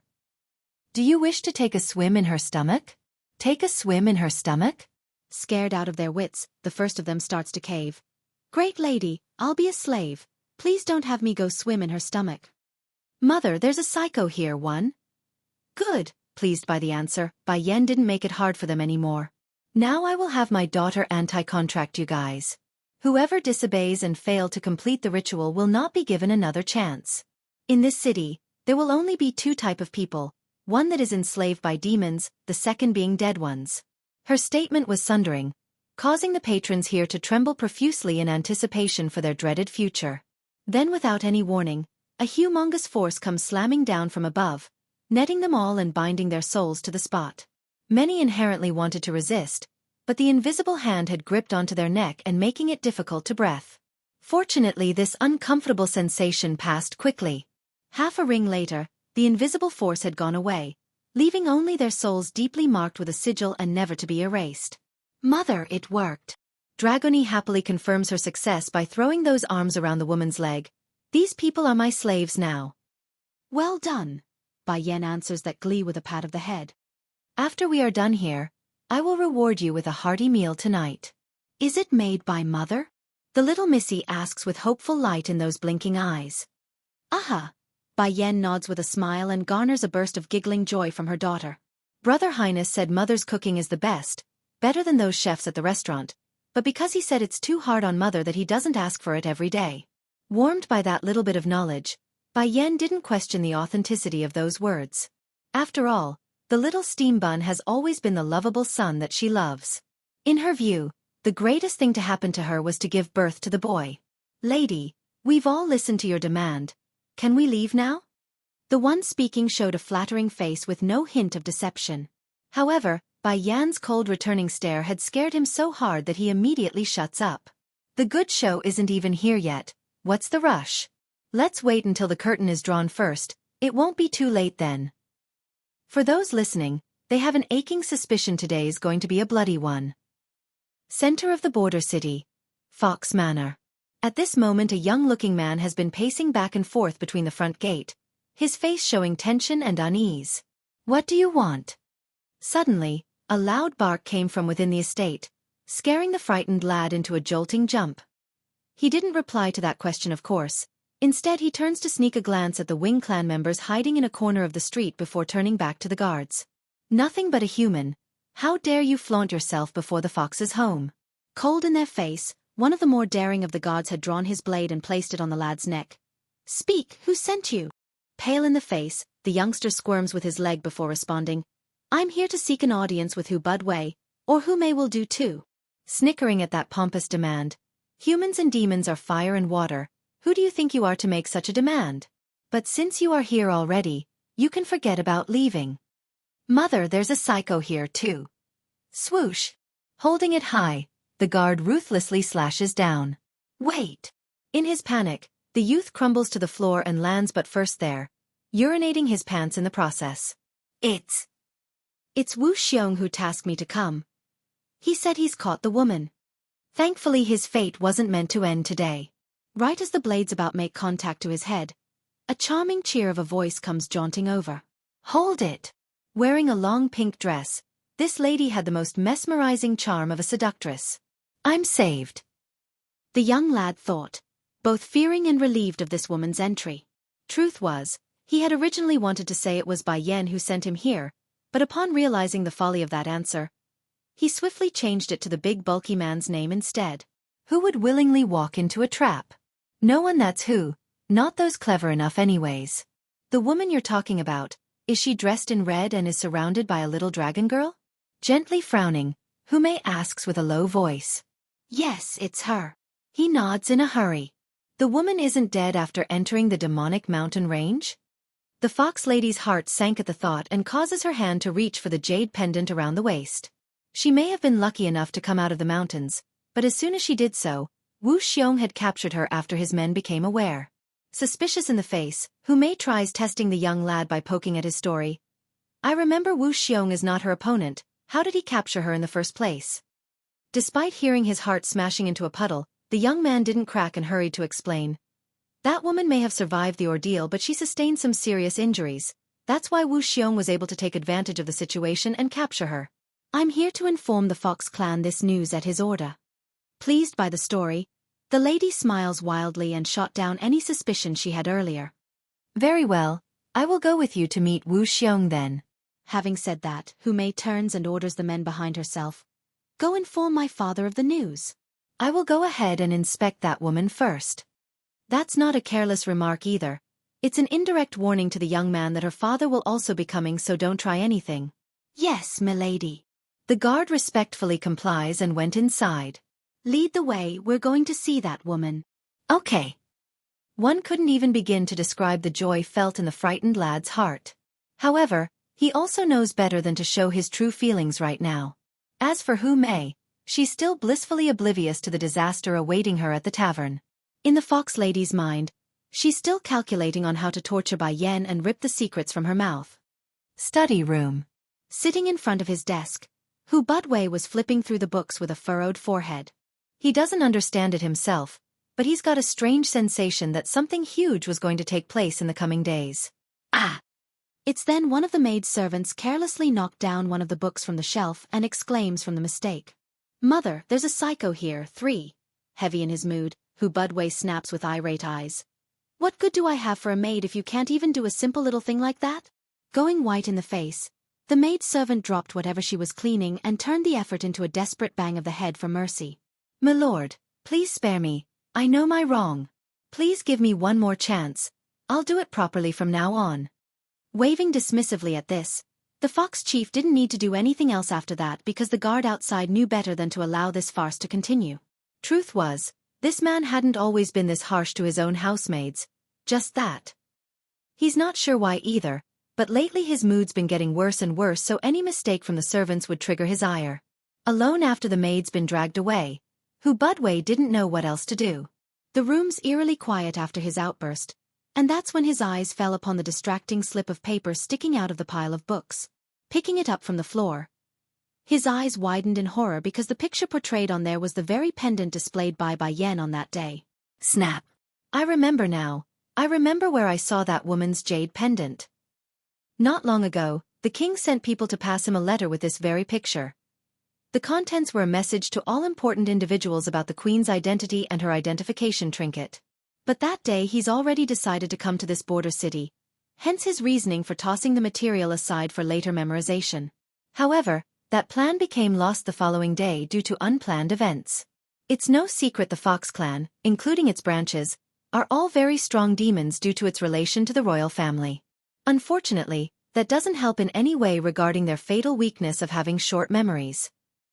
So when shown this picture of Bai Yan's pendant again, Hu Budwei's head flew into a despairing outburst of despair and rage. Someone come, bring the second miss to me this instant. A guard outside comes in a hurry again and kneels in respect. Chief, the miss went out already. I don't care where she went. Go get her right now. He snaps in fury. Hu Mei was his second daughter, and also his pride, That's why he never questioned her made-up story. Now to be thrown the truth of pure deceit and treachery. It's unforgivable in his eyes because it's no longer a simple little mistake of trying to seduce Deedsong anymore. It's harming and attacking the royal family. Chief! The guard shivers in fear, not knowing why the fox chief was so outraged. Just now a man claiming to be Wu Xiong's people had come to pass a message. He said the woman from the dispute the other month has been captured and is requesting the lady and your attendants over on his end. Bang! Losing his balance, Hu Budwei completely knocks over the stuff on the table. Clenching his fist tightly. That damn girl went where? Go gather everyone this instant. We need to bring her back. She mustn't make any more mistakes. Otherwise, no one will be able to save us anymore. After dropping this order down, the fox chief didn't waste another second and practically threw himself out the door, his face full of unease for what's to come. Mother, there's a psycho here for... At the same time while all of this took place, Yu Xiong the eagle chief had been in the middle of looking out at the streets from a restaurant, his eyes seemingly contemplating something in his mind. Then suddenly, the door to his room were pushed open and in came an especially scrawny yet tall-looking man. Kneeling there, Eagle Chief, I came to inform you there's movement at the Fox's Manor. Yu Xiong's pricks his brow. What happened, speak now. Just earlier someone went to find Hu Mei, saying they've caught the woman from a month ago who fled into the demonic mountain range. She's currently rushing over to verify the truth of that news. The mountains? Isn't this stretch of the mountains the territory of the Wing clan? Musing over that knowledge, he paces back and forth a bit before speaking again. I just saw a lot of the Wing clan members coming through in the city. Can it be? It's related to the Queen? There's no mistake. It's very likely they're talking about the Queen. Go! All serious in his face, the Eagle Chief was rearing to get into the action. We're leaving now. The Queen is waiting for us. Yes, Eagle Chief. Since the Wing clan was ranked among one of the strongest ethnic races in the Demon Realm, similar to the Dragon clan, it's bound to raise some ruckus when they made a move today. The demons in the border city were quick to pick up on this, of course. That's why they sent their own spies to investigate the matter. However, before they could get a proper answer from their own men, the eagles also began to move. Now that's a huge red flag for the rest of the demon clans, and they could smell the unusual air even from afar. To be perfectly clear, the humans living in this border city were nothing compared to the number of demon forces amassed at the surrounding lands. The only reason the residences here in this place could remain unharmed to this date was much thanks to the insignificant nature of this settlement. It's crummy, a backwater that yielded no worth for conquest. Now imagine a force easily able to trample them into the dirt appearing from out of nowhere and from all directions. It's not hard to picture the level of unease and fear felt by the clueless humans. Is this the power of the demon realm? Why did they never show any sign of having this many in the region? They could have long conquered this city. Why now? Why so sudden? While things were moving away from her visible view, Hu Mei had just arrived outside the tavern indicated by the young man. But before she stepped inside, her eyes subconsciously looked up to the big blue sky without reason. Miss Hu Mei, what's the matter? Asked the young lad, shaking her head. Nothing, let's go in. Is it my illusion? Why does it feel so oppressive all of a sudden, like there's no light in the sky at all? Maybe I'm overthinking this. Shaking away the silly thought, Hu Mei no longer dwelled on the matter and pushed open the door. The second she stepped inside, what welcomed here wasn't the image of a female bound by ropes. Rather, it's a bunch of men kneeling on the floor with a single female in red standing at the back of the establishment. Mother, there's a psycho here, 5. Was it nice trying to kill me that day? Bai Yan asks with a heavy smirk. Hu Mei's face went greatly white. Turning to the young man, she grits her teeth in rage. Did you not say this woman was caught by Wu Xiong? How dare you deceive me? Ignoring the death glare, the person instead hanged his head low and walked over to Bai Yan's side for safety. If I didn't say it like that, would you have come? You! Steaming red in the face, she turns back to the mastermind in question. If my father can chase you till you're fleeing into the mountains that day, he can do it again today. That made Bai Yan burst out laughing this time. Your words. Wu Xiong also said the exact same thing earlier. And look, isn't he kneeling there begging for mercy now? Wu Xiong. The fox snarled. He is only a mid-level saint rank. In comparison to my father, he's nothing. But if you are willing to give me that jade pendant in your hand, then I can consider sparing your life. As long as there's no pendant, then it's pointless if she claims to be the king's savior. There's no proof, so no one's going to believe her. Bai Yan could care less about why this deceitful fox wanted to eye her jade pendant. However, it did raise her intrigue. Raising a brow, her shallow smile beamed with cunning glee. Give you my jade pendant? That's not impossible. If you come over here in person, then I'll give it to you. That immediately rouses a huffing grunt from the fox. Is this woman taking me as a stupid fool? I'm obviously not her opponent. If I go over there, then it's no different from going to my doom. Great lady, mistress. A middle-aged man snails forward and shows an ugly-ass smile in front of Bai Yan's feet. This bitch is too impudent. Please let this incompetent one here a chance to subdue her? That smart move from the individual instantly earned him a series of angry glares from the rest in the back. They knew being opportunistic here was the smartest move to go, and it's been taken by this one and leaving them all behind. Hu Mei, on the other hand, was stunned, as well as the young man who brought her here. They're both having a hard time believing their own ears. Great lady? Little mistress? What the heck is going on? Song Mu, the young man quivered, asking the peer beside himself for some answers. What's going on here? Why are you calling her and the girl that? Oh, the great lady name is because of Wu Xiong, he called it first. As for little mistress, the person who is asked evokes a flattering smile when facing Dragoni. We have all become slaves to the Great One through the anti-contract ritual. From now on we will use our remaining lives to service the demon race in order to earn forgiveness. The young man just gawked his mouth wide open, staring at thin air for a good while before coming back to his senses. Then without any indication, he throws himself at the little missy's leg and holds it tightly. Little mistress, please contract me as well. I don't want to be a special existence. This group of bastards is obviously doing it for the sake of their life. If I want to live, then I must do the same. Dragoni, on the other hand, didn't reciprocate to that suddenness clinginess very well at all. Jumping backwards, the little missy's face was full of panic. Mother, there's a psychotic pervert here. Little mistress, please have some mercy and contract me. I really don't want to die. Get away from me. With extreme fear, she directly stomps the young man away and hid behind Bai Yan's body, her face all aggrieved and puffing like a little child.